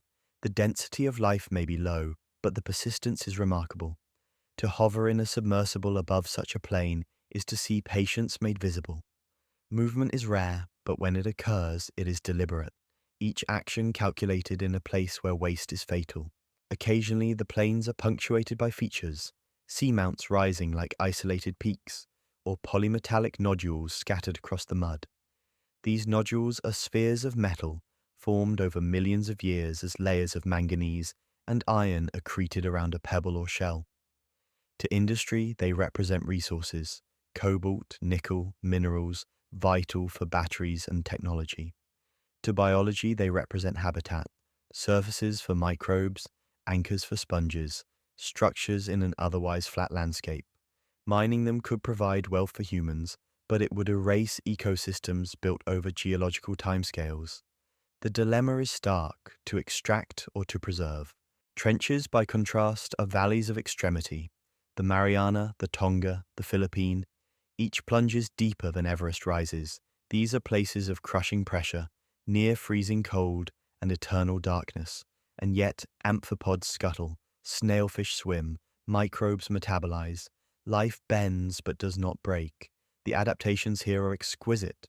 Proteins held together by unique molecules, membranes resistant to collapse, enzymes tuned to high pressure. To see such life is to realize that impossible is often only our assumption. The creatures of trenches are often translucent, their bodies fragile by our standards but sufficient in their context. Some carry antifreeze proteins, others flexible skeletons. They embody the principle that survival is not about strength, but about fit. They are not armored, they are adapted. To watch them on camera is to witness subtlety, not spectacle, endurance rather than drama. These extremes also reveal much about Earth itself. Trenches are sites of subduction, where tectonic plates dive into the mantle. They are engines of geology, recycling crust, driving earthquakes, fueling volcanoes. The life that clings to them is incidental to processes that shape continents and climates. Yet the combination of biology and geology in trenches is striking. They are both scar and sanctuary, evidence of Earth's violence and of life's persistence. Above trenches, in mid-water zones, we find the largest biomass of fish on Earth, lanternfish. Small, silvery, equipped with light organs, they migrate daily in billions. Their importance to ecosystems is immense, feeding whales, squid, and birds. They also play a role in carbon cycling, transporting surface material into depth. Their numbers are staggering, and yet they remain little studied, partly because their habitat is so inaccessible. They are reminders that abundance is not always obvious. The ocean hides its riches in plain darkness. Among the most haunting phenomena of the midwater are siphonophores. Some stretch tens of meters, delicate chains of zooids that function as one. Each unit is specialized. Some sting, some feed, some float. Together they create an organism larger than whales, yet fragile as glass. To see one is to glimpse elegance at scale, a lacework of life drifting in silence. They are rarely observed intact, for they shatter when disturbed. But when caught on camera, they resemble living constellations, strings of light in the dark. The midwater also hosts predators unlike any elsewhere. The anglerfish, with its luminous lure, attracts prey to its mouth. The viperfish, with fangs too large to fit inside, waits in ambush. The stoplight loosejaw emits red bioluminescence, invisible to most other creatures, granting it stealth. Each predator exploits darkness not as limitation, but as opportunity. The absence of light becomes a canvas for new strategies. Jellyfish and comb jellies are equally important. They may seem insubstantial, but their biomass is immense. Some dominate ecosystems, consuming plankton and even small fish. Others provide food for turtles and other predators. Their pulsing movements and glowing bodies give the midwater its otherworldly character. When lights strike them, they shimmer with rainbows or flash with sparks. They are the lanterns of the deep, fragile yet persistent. Sound adds another dimension. The deep is filled with calls, clicks, and rumbles. Sperm whales dive, emitting sonar clicks that can stun squid. Baleen whales sing, their songs traveling across oceans through the SOFAR channel. Shrimp snap, creating a crackling background. Even earthquakes and icebergs contribute. To listen with hydrophones is to realize the ocean is an acoustic landscape, layered and constant. Silence is rare. Our exploration of this soundscape is still young. Many calls remain unidentified, belonging to species we have not yet studied. Some sounds, once mysterious, have been explained.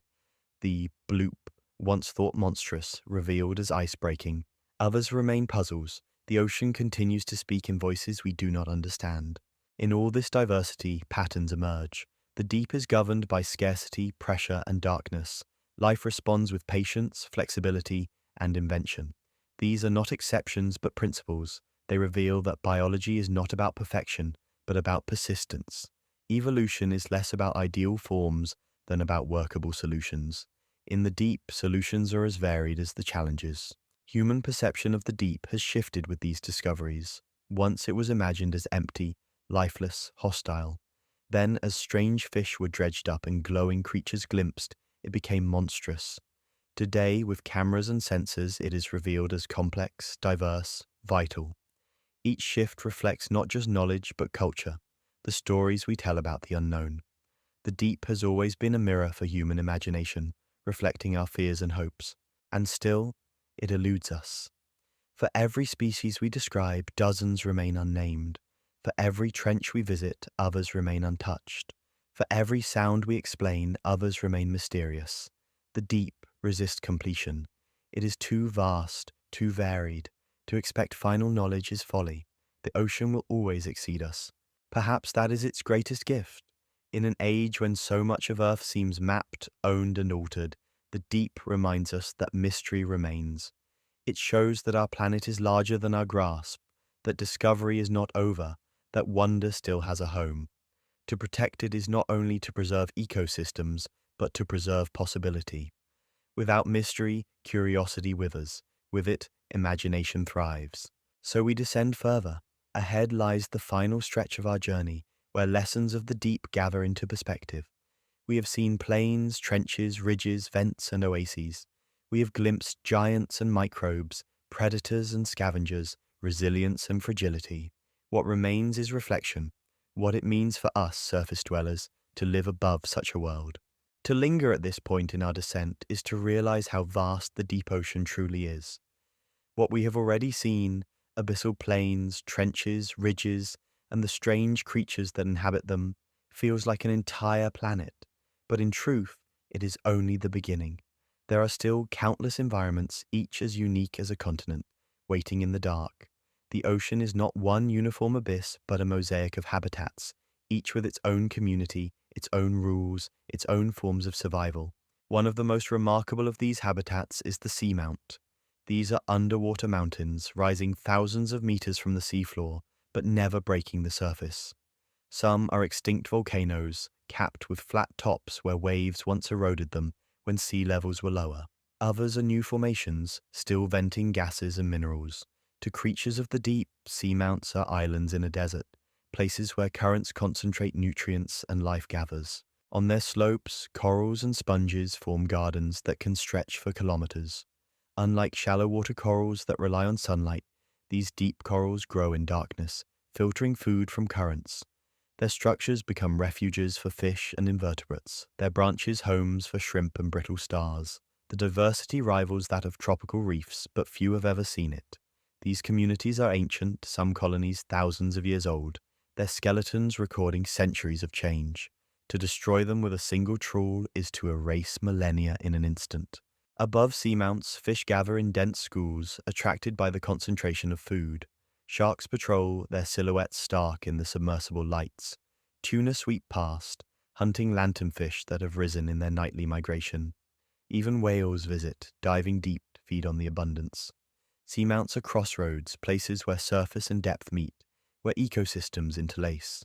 Yet many seamounts remain unmapped, unvisited, unnamed. Satellites can detect their presence indirectly, through gravity's effect on the sea surface, but details require sonar and submersibles. Each newly explored seamount reveals surprises. Corals of unexpected size, sponges of strange shapes, fish adapted to specific slopes. To imagine how many such peaks exist, scattered across the seafloor, is to recognize how incomplete our knowledge remains. Hydrothermal vent fields provide another kind of habitat, one that feels more alien than terrestrial. These vents, discovered only in 1977, overturned assumptions about life. Before their discovery, scientists believed ecosystems required sunlight. At vents, they found communities thriving entirely on chemical energy. Chimneys of black smoke laden with minerals rose like towers. Around them clustered organisms no one had imagined. Giant tube worms with red plumes, clams with symbiotic bacteria, shrimp with light-sensitive patches on their backs. The scale of abundance was astonishing. Where before the seafloor seemed barren, here were gardens of life, dense and thriving. The realization rippled beyond marine biology. If life could exist here, independent of sunlight, then it could exist elsewhere, on icy moons, on planets without suns, anywhere chemistry allowed. The discovery of vents expanded not only our knowledge of the ocean, but our concept of life itself. Vents are not static. They erupt, collapse, and move. Communities must colonize new chimneys, adapt to shifting conditions, endure extinctions. Some vents may last decades, others centuries, but none are permanent. This impermanence shapes the biology. Larvae drift in currents, searching for new homes. Species develop flexibility, able to survive both vent-rich and vent-poor conditions. It is a world in constant flux, reminding us that stability is not always the baseline. Cold seeps offer a quieter but equally fascinating parallel. Here, methane and hydrogen sulfide seep slowly from sediments, providing energy for chemosynthetic life. Mussels cluster, their shells gleaming pale, worms with crimson plumes swaying currents. The pace is slower, the scale smaller, but the principle is the same. Life powered by chemistry, not sunlight. These seeps may last longer than vents, creating more stable communities. Some are associated with massive methane hydrate deposits, icy crystals of gas trapped in sediments. These hydrates are both a potential energy source and a potential climate hazard, for if released in large amounts, methane could accelerate warming. The deep ocean thus holds not only ecosystems, but levers of planetary climate. To hover in a submersible at a seep is to see meadows in miniature. Pale mussels form fields, bacterial mats coat sediments, shrimp scurry among shells. The glow of lights reveals a landscape that seems terrestrial in its density, but utterly marine in its mechanics. To us, it is strange. To its inhabitants, it is ordinary. In between vents, seeps, seamounts, and plains lies the midwater, perhaps the strangest realm of all. It is a zone without bottom or top, a volume rather than a surface. Here creatures drift suspended, adapted to a world without landmarks. Many are gelatinous, transparent, fragile. Some are bioluminescent, flashing patterns to communicate, lure, or confuse. To enter this zone in a submersible is to float among ghosts, bodies delicate as glass, colors shifting in response to light. The diversity is staggering. Ctenophores ripple with rainbows, siphonophores stretch in chains longer than whales, comb jellies drift like living jewels, fish with lures, teeth, and transparent heads patrol. Each form is improbable, yet perfectly tuned to survival in suspension. This is the most voluminous habitat on Earth, and yet we know so little of it. Each expedition reveals new species, often unclassifiable, blurring lines between categories. The midwater is evolution's sketchbook, full of experiments in form. It is here that vertical migration plays out most dramatically. Billions of fish and invertebrates rise and fall daily, forming layers visible on sonar as deep scattering layers. These layers, once mistaken for the seafloor, shift with day and night. Their movement pumps carbon and nutrients, linking surface and depth. The scale is immense, the impact planetary. To imagine it is to imagine the ocean breathing, lungs expanding and contracting with the cycle of light. Predators take advantage. Dolphins, tuna, squid, whales, all depend on this migration. The deep is not isolated, it is integrated, connected to surface life in cycles of feeding and energy. To study the midwater is to study not only strangeness but continuity, the invisible ties that bind ecosystems across kilometers of depth. Everywhere we look, the deep ocean resists our categories. It is not barren, yet it is not lush in the way we know. It is not empty, yet it is sparse compared to surface waters. It is not silent, yet its sounds are unfamiliar. It is not lifeless, yet its life is alien. The paradox is constant. The deep is both familiar and strange, both earth and otherworld. And perhaps that is its greatest value. It stretches our imagination, forcing us to confront possibility. It shows us that life is not narrow but wide, not singular but plural. It shows us that survival is not about one path, but about endless invention. To descend into the deep is not only to learn about fish and worms, but to learn about life itself, about resilience, patience, and diversity. We pause here at this midpoint knowing that much lies ahead. The journey is not over. There are still depths to plumb, histories to uncover, patterns to trace. The ocean is vast, and our exploration has only begun. To continue further into the deep is to move beyond individual marvels and begin to sense the whole system at work. The abyss is not a collection of isolated curiosities, but a network of exchanges. Energy, matter, and life are in constant circulation, bound by gravity, chemistry, and time. Every organism, from microbes in rock pores to whales in midwater, participates in this system. To study the deep is to study connections invisible from the shore. One of the most striking of these connections is the role of marine snow. It is a gentle rain of organic material, drifting endlessly downward from surface waters. Tiny flakes of dead plankton, fecal pellets, and other detritus sink through the column, feeding life below. In places, it accumulates as sediments, burying records of climate and extinction. In others, it is intercepted and consumed by filter feeders. This snow is the bridge between surface and abyss, sustaining creatures that never see sunlight. Without it, much of the deep would starve. Marine snow is not uniform. Sometimes it arrives in bursts, following plankton blooms at the surface. Sometimes it is sparse, a lean season in the dark. The organisms of the deep are adapted to this unpredictability. They wait, conserving energy, prepared to gorge when abundance comes.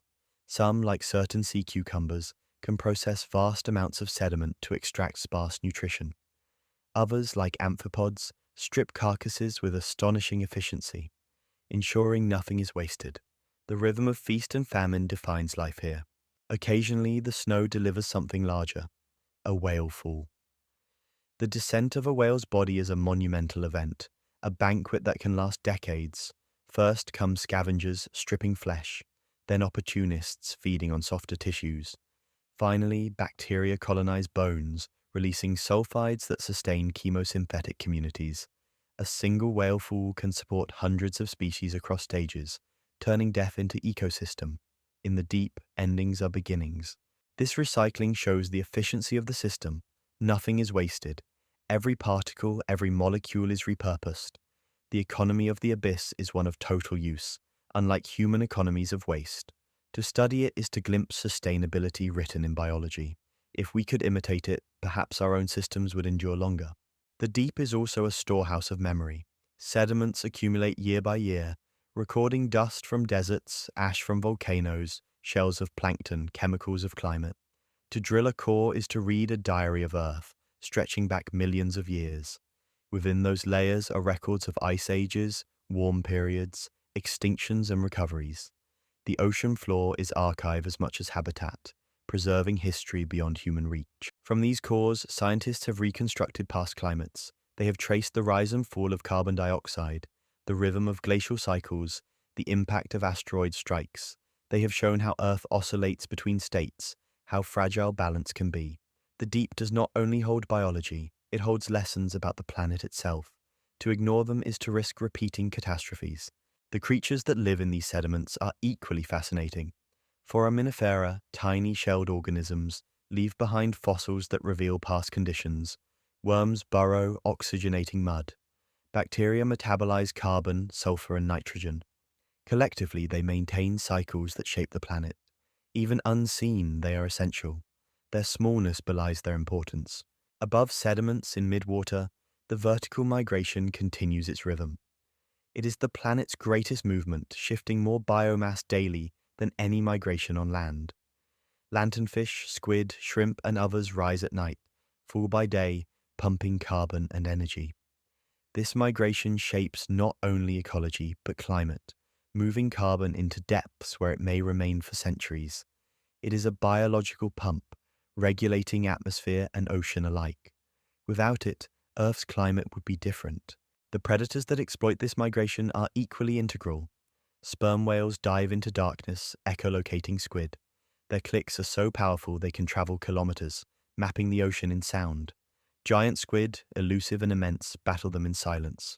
The scars on whale skin are evidence of encounters unseen, wars fought in a world without witnesses.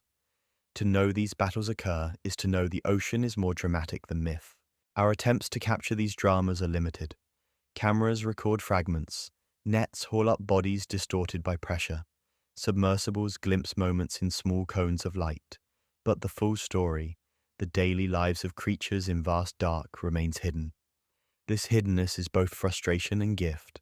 It reminds us that some mysteries endure, that not everything is ours to see. Exploration continues nonetheless. Modern submersibles are engineering marvels, capable of withstanding immense pressure. ROVs extend our reach, diving deeper, staying longer, recording sharper. Autonomous vehicles map seafloors, tracing ridges and plains. Satellites detect gravity anomalies, hinting at hidden mountains. Each tool adds another piece, another view, yet the puzzle remains immense. With each piece comes surprise. New species are described every year: jellyfish that shimmer with rainbow light, fish with transparent blood, worms with iron jaws. Each expands our sense of possible. Each says, life is not finished experimenting. The ocean is still laboratory. Evolution is still at work. The story of life is ongoing, not past. Even microbes astonish. Some survive in rock pores kilometers below seafloor, subsisting on hydrogen from chemical reactions. Others metabolize methane, preventing its release into atmosphere. Some may live for millions of years, dormant until conditions change. These microbes are invisible, but their impact is vast. They shape chemistry, climate, and ecosystems. They are the true foundation of the deep. To reflect on microbes is to reflect on scale. We focus on giants, whales, squid, sharks, but the true rulers are small. The balance of Earth depends less on titans than on bacteria, less on spectacle than on invisibility. The deep teaches humility at every scale. Culturally, our fascination with giants remains. Stories of sea serpents, krakens, leviathans reflect our awe and fear. Today, with footage of giant squid, those myths gain new resonance. They were not pure invention. They were distorted reflections of truth, of creatures glimpsed rarely. The deep has always inspired myth because it has always contained mystery. To live beside it is to live with imagination stirred. That imagination fuels exploration. Writers, filmmakers, and scientists all draw on the abyss. From Verner's Nautilus to Cameron's Deep-Sea Challenger, the ocean is stage for dreams. These dreams matter. They inspire funding, careers, expeditions. Without imagination, exploration falters. The deep survives not only in biology but in story. And so, we continue. Each part of this journey deepens our understanding, but also our questions. What new creatures remain unseen? What roles do they play in cycles? How will our impacts reshape them? How much mystery should we preserve? These are not only scientific questions, but ethical, cultural, and philosophical.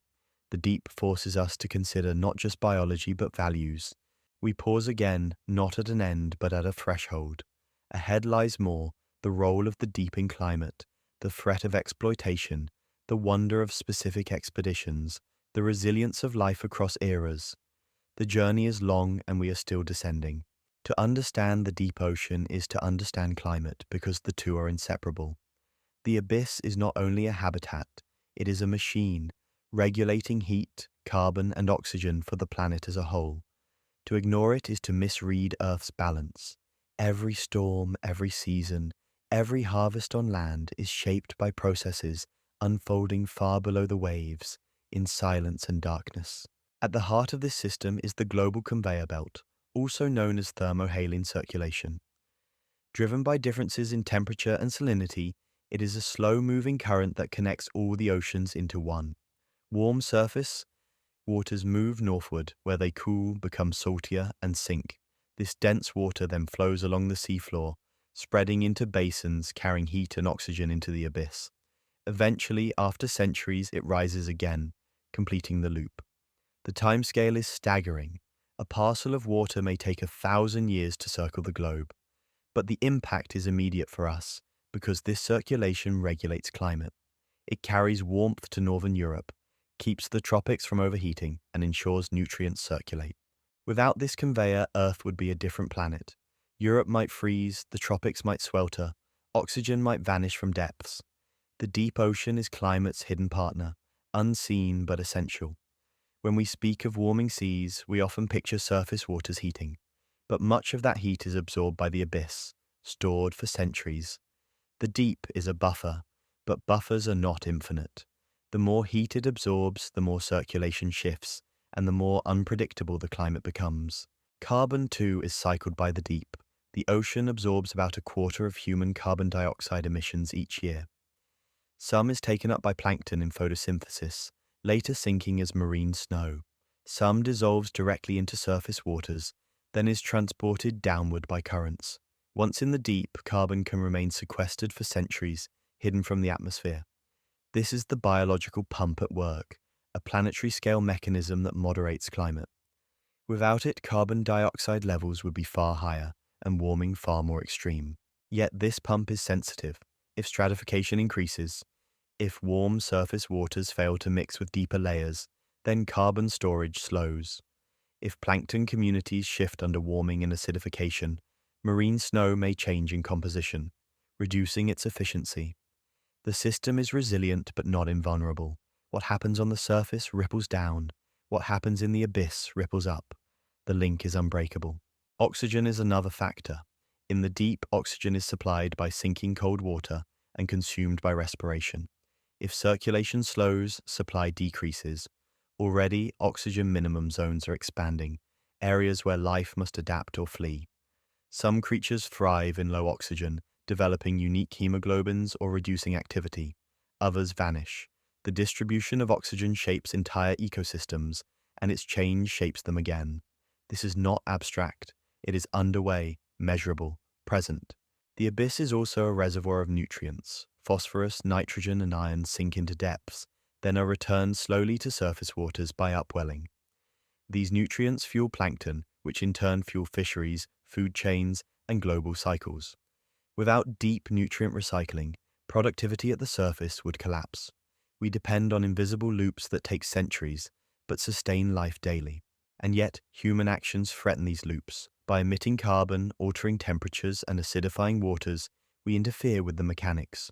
The conveyor may slow, the biological pump may weaken, the oxygen zones may expand. The consequences would be vast. Fisheries decline, weather destabilizes, coasts flood. The deep is not distant. It is the foundation of habitability. Exploration of these processes requires patience. Instruments must drift for years, recording temperatures, salinity, and currents. Floats like those of the Argo program now number thousands, transmitting data that maps the deep in real time. Satellites, while unable to see depth directly, measure surface changes that reflect deep currents. Together, they reveal a system in motion, vast and delicate. It is one of the greatest scientific achievements of our age, a planetary-scale monitoring of the abyss. But data alone does not inspire. Stories do. Consider the discovery of hydrothermal vents in 1977, when the submersible Alvin descended near the Galapagos Rift. Scientists expected barren rock. Instead, they found chimneys belching black smoke surrounded by life. Tube worms, clams, crabs, an entire ecosystem independent of sunlight. The revelation was not only scientific, it was human, emotional, transformative. The footage astonished the world, reshaping ideas of where life could exist. That story fueled decades of exploration and imagination. Or think of James Cameron's solo dive to the Challenger Deep in 2012. In a custom submersible, he descended nearly 11 kilometers, the second person ever to reach such depths. His descriptions of a desolate greenish plain, soft sediments, and solitary creatures brought the trench into public awareness again. It was a feat of engineering and storytelling, connecting audiences to a place otherwise abstract. These moments matter. They bridge the gap between science and society, between numbers and wonder. The role of wonder cannot be overstated. Without it, the deep remains out of sight, out of mind, vulnerable to exploitation. With it, people care. With care comes protection. Documentaries, books, and art all serve this purpose. They translate silence into voice, darkness into vision. They remind us that the abyss is not void, but treasure. Yet exploitation looms. Deep-sea mining, once fantasy, is now a real possibility. Companies eye nodules, crusts, and vents for metals critical to batteries and electronics. Proponents argue it could fuel renewable energy, reduce reliance on terrestrial mines, and support economies. Opponents warn of irreversible damage. The nodules took millions of years to form. The ecosystems around them may collapse if stripped. Sediment plumes could spread for kilometers, suffocating life. Noise and light could disturb creatures evolved for silence and darkness. The scale of harm is unknown, but likely immense. Whichever path we choose, the decision will shape the deep for centuries. The question is whether we treat it as storehouse or sanctuary. To rush forward is tempting, but ignorance is vast. To pause, to study, to respect, that may be wiser. The deep ocean is not ours alone. It lies beyond borders in international waters. Governance is complex. The International Seabed Authority regulates some aspects, but enforcement is limited and debates are ongoing. The abyss risks becoming a tragedy of the commons, exploited because it belongs to everyone and no one. Only cooperation can prevent this. Only shared values can protect it. The irony is that while we debate exploitation, the deep is already exploited indirectly. Plastics sink, pesticides flow, carbon acidifies. Amphipods in trenches ingest microfibers. Corals are coated in particles. The abyss is not pristine, even where no human has set foot. Our reach extends through currents, through chemistry, through neglect. The deep bears witness to our presence, whether we acknowledge it or not. And yet, despite all this, life persists. The resilience of the abyss is profound. Creatures adapt, microbes metabolize, cycles continue. The deep has endured impacts far greater. Asteroid strikes, ice ages, extinctions. It will endure us too in some form. But the question is not whether life will endure. It is whether the life we know, the climate, the fisheries, the balance, will remain familiar. The deep shapes our survival as much as its own. To descend into the abyss is to feel this responsibility. It is not only science, it is ethics. What we do here reflects who we are. Do we exploit without understanding, or do we pause, respect, and protect? The choice will define the legacy we leave, and so the journey continues. Ahead lie more layers, myths and culture, specific expeditions, extraordinary adaptations, lessons for the future. The deep is not finished with us. It has more to reveal, more to teach, more to demand of our imagination. To study the deep ocean is one thing. To imagine it long before science could reach it is another. For most of human history, the abyss was not a place of data, but of story. Sailors, poets, and philosophers confronted the sea without submersibles or hydrophones. They confronted it with senses and imagination. Out of this came myths, legends, and fears that still linger today. The cultural history of the deep is as rich as its biology. In ancient times, the ocean was a boundary of knowledge. The Greeks saw it as a river encircling the world, Oceanus, vast and unending. The Norse told of Jörmungandr, the world serpent coiled beneath the sea, destined to rise at the end of days. Polynesian navigators saw the ocean not as boundary, but as pathway, a living space filled with gods and spirits. In each case, the deep was not empty. It was inhabited by beings of power, mystery, and danger. Stories of monsters were especially common. Sailors told of leviathans, krakens, sea serpents, oarfish washing ashore. Their ribbon-like bodies, meters long, fed these legends. Squids seen at the surface, arms writhing, became tentacled demons in the mind. The darkness of the deep, combined with the danger of storms, made it easy to populate with terrors. To journey far from land was to risk encounter, not only with waves, but with unknown creatures. The kraken in particular became emblematic of the abyss. Described in Scandinavian folklore as an island-sized beast, it rose to drag ships down. Some accounts spoke of whirlpools caused by its movements, others of arms wrapping masts. For centuries it was dismissed as legend, and yet, today, we know of giant and colossal squids, real animals with eyes the size of dinner plates and tentacles lined with hooks. They do not capsize ships, but they battle whales in depths unseen, their scars etched on whaleskin. The kraken was not pure invention. It was distorted truth, filtered through fear and awe. Even philosophers engaged with the deep. Aristotle wrote of marine animals, noting the strangeness of their forms. Pliny the Elder collected accounts of enormous fish and serpents. Medieval bestiaries illustrated sea monsters as hybrids of fish, lions, and dragons. These texts reflect both curiosity and caution. The sea was a mirror for imagination, a place to project what land could not contain. In the age of exploration, myths mixed with observations. Columbus recorded strange lights in the ocean, perhaps bioluminescence. Early explorers spoke of glowing waters, moving shoals, creatures with lights. Some accounts were exaggerated, others real but poorly understood. Without knowledge of bioluminescence, sailors saw magic where we now see chemistry, yet their wonder was not misplaced. Even today, to see a sea glowing blue with dinoflagellates is to feel the uncanny. The Enlightenment brought attempts to classify. The great voyages of the 18th and 19th centuries, like those of Captain Cook and later the Challenger expedition, sought to map, collect, and analyze. The HMS Challenger, launched in 1872, was the first true oceanographic expedition. It dredged the seafloor, measured depths, recorded temperatures, and brought back thousands of new species. Its findings proved the deep was not lifeless, as many had believed. Life thrived at all depths. Challenger turned myth into science, replacing monsters with data, but preserving wonder. Still, cultural fascination with monsters did not vanish. Jules Verne's 20,000 Leagues Under the Sea, published in 1870, imagined Captain Nemo's Nautilus exploring the abyss. Verne combined real science with speculation, describing giant squids, lost cities, and undersea forests. His novel inspired generations, blending fact and fantasy. It remains one of the most influential works on how we imagine the deep. Verne understood that the ocean was not merely geography but theatre, a stage for human imagination. Later, in the 20th century, cinema inherited this stage.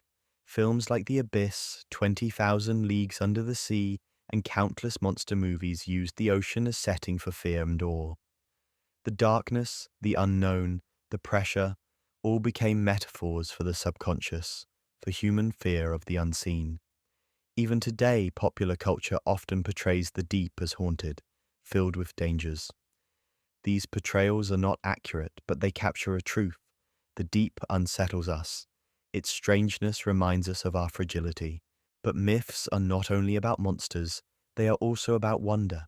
Ancient Polynesian navigators, crossing vast distances, saw the ocean as friend and guide. They read swells, stars, and birds to find islands. To them, the sea was not abyss, but pathway. Their stories speak of guardians and spirits, but also of kinship. This duality, fear and familiarity, shapes all human relationships with the sea. The deep is dangerous, yes, but it is also sustaining. In literature too, the sea has been muse. Melville's Moby Dick is not about the deep in a scientific sense, but it is about its spirit. The whale, the ocean, the hunt, all stand for the immensity and mystery of nature. Melville understood that the ocean resists control. To pursue mastery is to risk destruction. His novel is a meditation on hubris and humility, played out on waves that conceal depths unfathomable. The persistence of myths tells us something important. The deep ocean resists reduction to fact alone. Even with data, maps, and cameras, it retains mystery. The kraken may be squid, the leviathan may be whale, but the awe remains. Our minds need narrative as much as numbers. The abyss provides both. Modern science continues to inspire story. When researchers filmed giant squid for the first time in 2012, the footage spread worldwide. To see those eyes, those arms, alive and moving, was to see myth confirmed. Documentaries on vents, glowing jellies, and deep corals captivate audiences. They translate data into narrative, connecting public imagination to scientific truth. Without such storytelling, the deep would remain abstract. With it, it becomes vivid. The deep also plays into psychology. It is often used as metaphor for the subconscious, the unknown within us. Depth stands for mystery, darkness for repressed fears, pressure for hidden weight. Writers and artists use the ocean as symbol because it resonates universally. We all stand at its shore, looking out at immensity, knowing it continues unseen. That experience shapes our imagination, whether we are sailors or not. And yet, for all the myths of fear, the deep also offers comfort. Its endurance, its patience, its silence suggest stability. Empires rise and fall, but the abyss remains. To some, this is terrifying. To others, reassuring. It depends on how we read it, as void or as foundation. Even today, myths persist in small ways. When strange sounds are recorded, the bloop, the whistle, the unexplained hum, speculation abounds. Monsters, aliens, secret machines, these fill the gap before explanation. The fact that we still reach for such stories shows that the abyss retains power. We may be modern, but we are not immune to mystery. In the end, the cultural history of the deep reveals as much about us as about the sea. Our fears, hopes, and imagination are projected downward into darkness. Sometimes we find truth, squid, whales, glowing fish. Sometimes we find fantasy, serpents, demons, lost cities. But in both, we find meaning. The ocean is not only habitat, it is mirror. The next step in our journey is to consider the human stories of direct encounter, the expeditions, the dives, the individuals who risked descent. Their stories are not myth, but they contain mythic qualities: courage, danger, wonder. They connect culture to science, imagination to observation. To tell their stories is to see the deep not only through biology and physics, but through human eyes. The story of the deep ocean is not only one of creatures and currents, it is also the story of people who dared to descend, who built machines to withstand pressure, who trusted their lives to steel, glass, and imagination. For every myth of sea monsters, there is a history of explorers who ventured downward, not into story, but into reality. Their expeditions shaped our knowledge and continue to inspire it. The earliest attempts to study the ocean depths were crude, but determined. In the 17th century, sailors lowered weighted lines, measuring depth by feel and patience. The lines extended hundreds of meters, then kilometers. In 1872, during the HMS Challenger expedition, the crew recorded depths of more than 8 kilometers in the Mariana Trench, using nothing more than weighted ropes. Each sounding took hours, each subject to error, but they revealed an ocean far deeper than many had imagined. Challenger's legacy is immense. Over 100,000 specimens collected, thousands of new species described, the first maps of ocean basins drawn. It was the foundation of modern oceanography. But to measure is not to see. The desire to witness the deep directly led to new inventions. The bathysphere, built in the 1930s by engineer Otis Barton and naturalist William Beebe, was a steel sphere lowered by cable. Its windows were small quartz portholes, its interior cramped, its life support primitive, but it worked. In 1934, Beebe and Barton descended to 923 meters off Bermuda, setting a record. Beebe reported seeing lanternfish, medusae, and glowing creatures never described before. Some of his accounts remain controversial, difficult to verify, but his courage was undeniable. He opened the way for human eyes to see beyond the twilight zone. Later came the bathyscaphe, a free-diving vessel designed by Auguste Piccard and his son Jacques. Unlike the bathysphere, which dangled from a cable, the bathyscaphe was self-propelled. It used a gasoline-filled float for buoyancy and iron shot for ballast. In 1960, Jacques Piccard and Don Walsh piloted the bathyscaphe Trieste into the Challenger Deep, the deepest known point on Earth. At nearly 11 kilometers, pressure exceeds 1,000 atmospheres.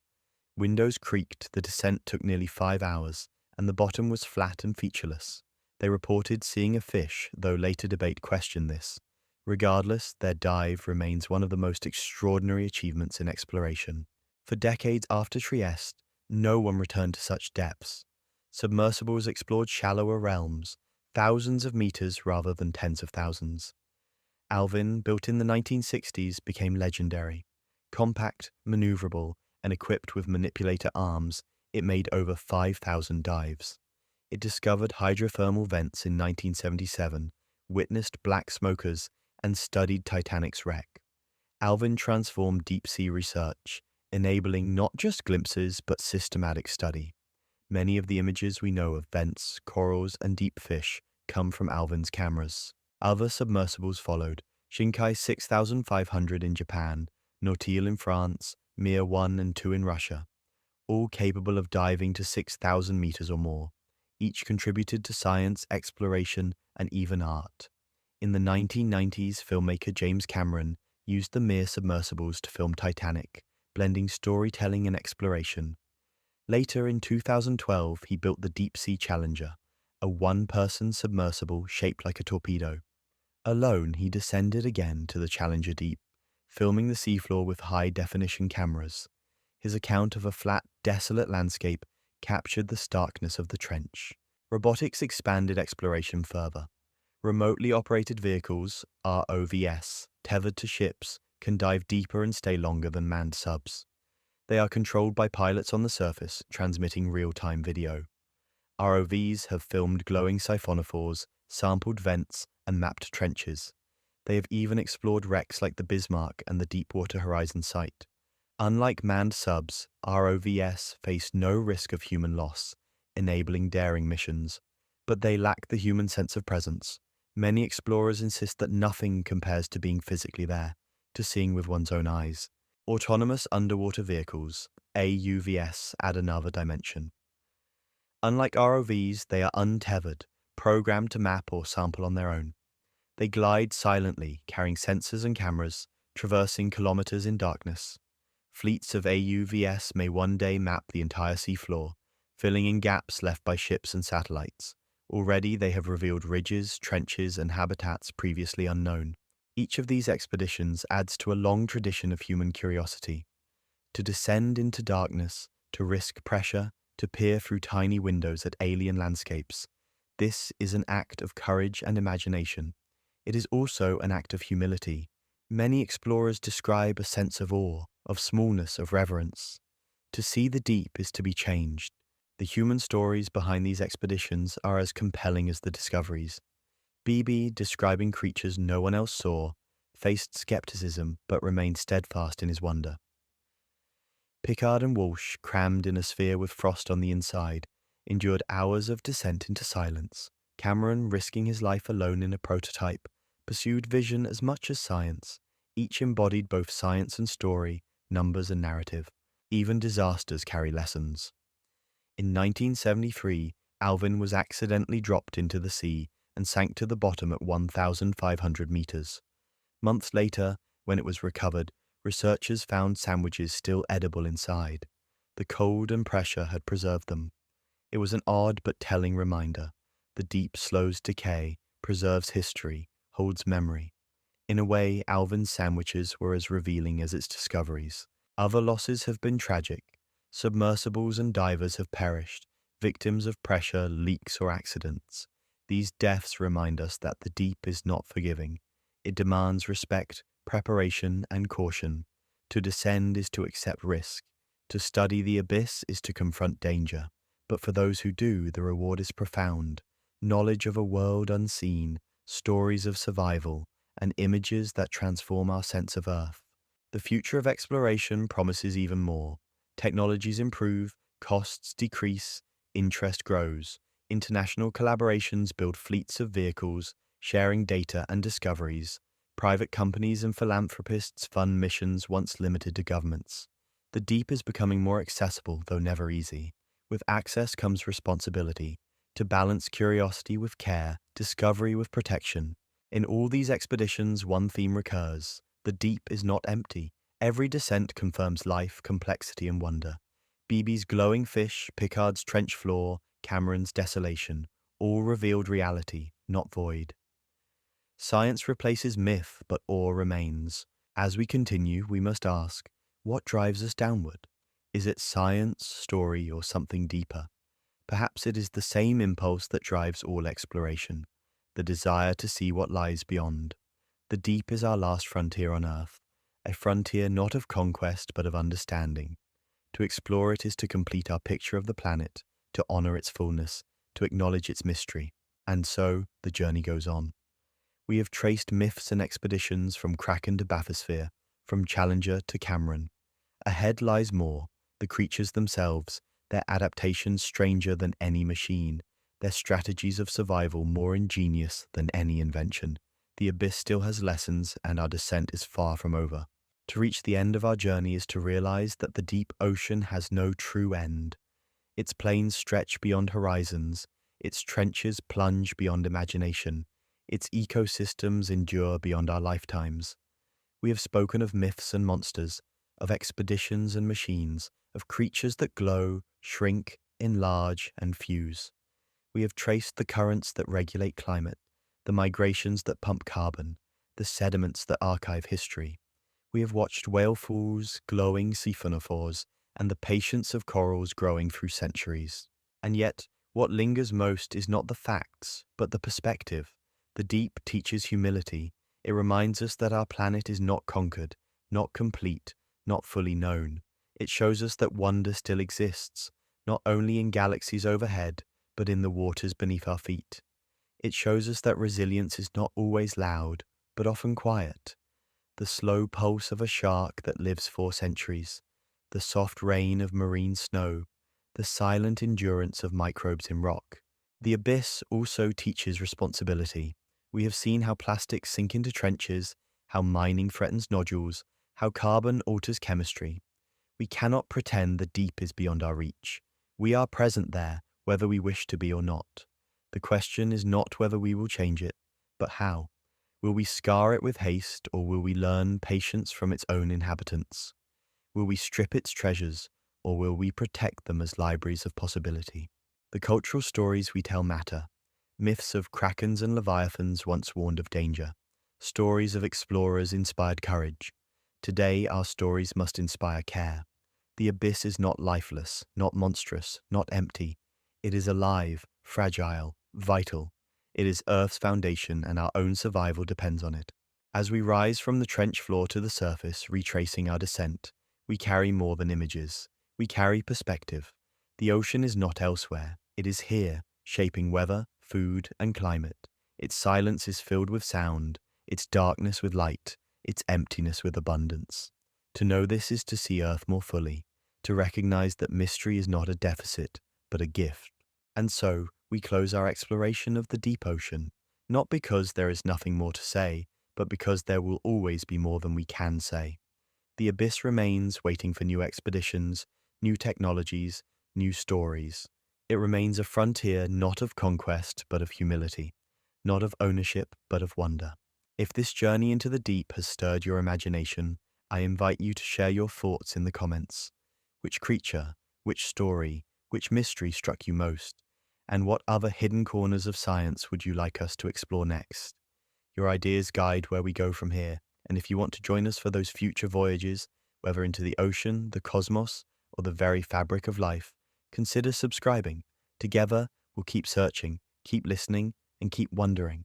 Until then, remember, beneath the waves lies a world still unfolding, a world larger than our imagination, a world that reminds us that mystery is not something to be solved, but something to be cherished.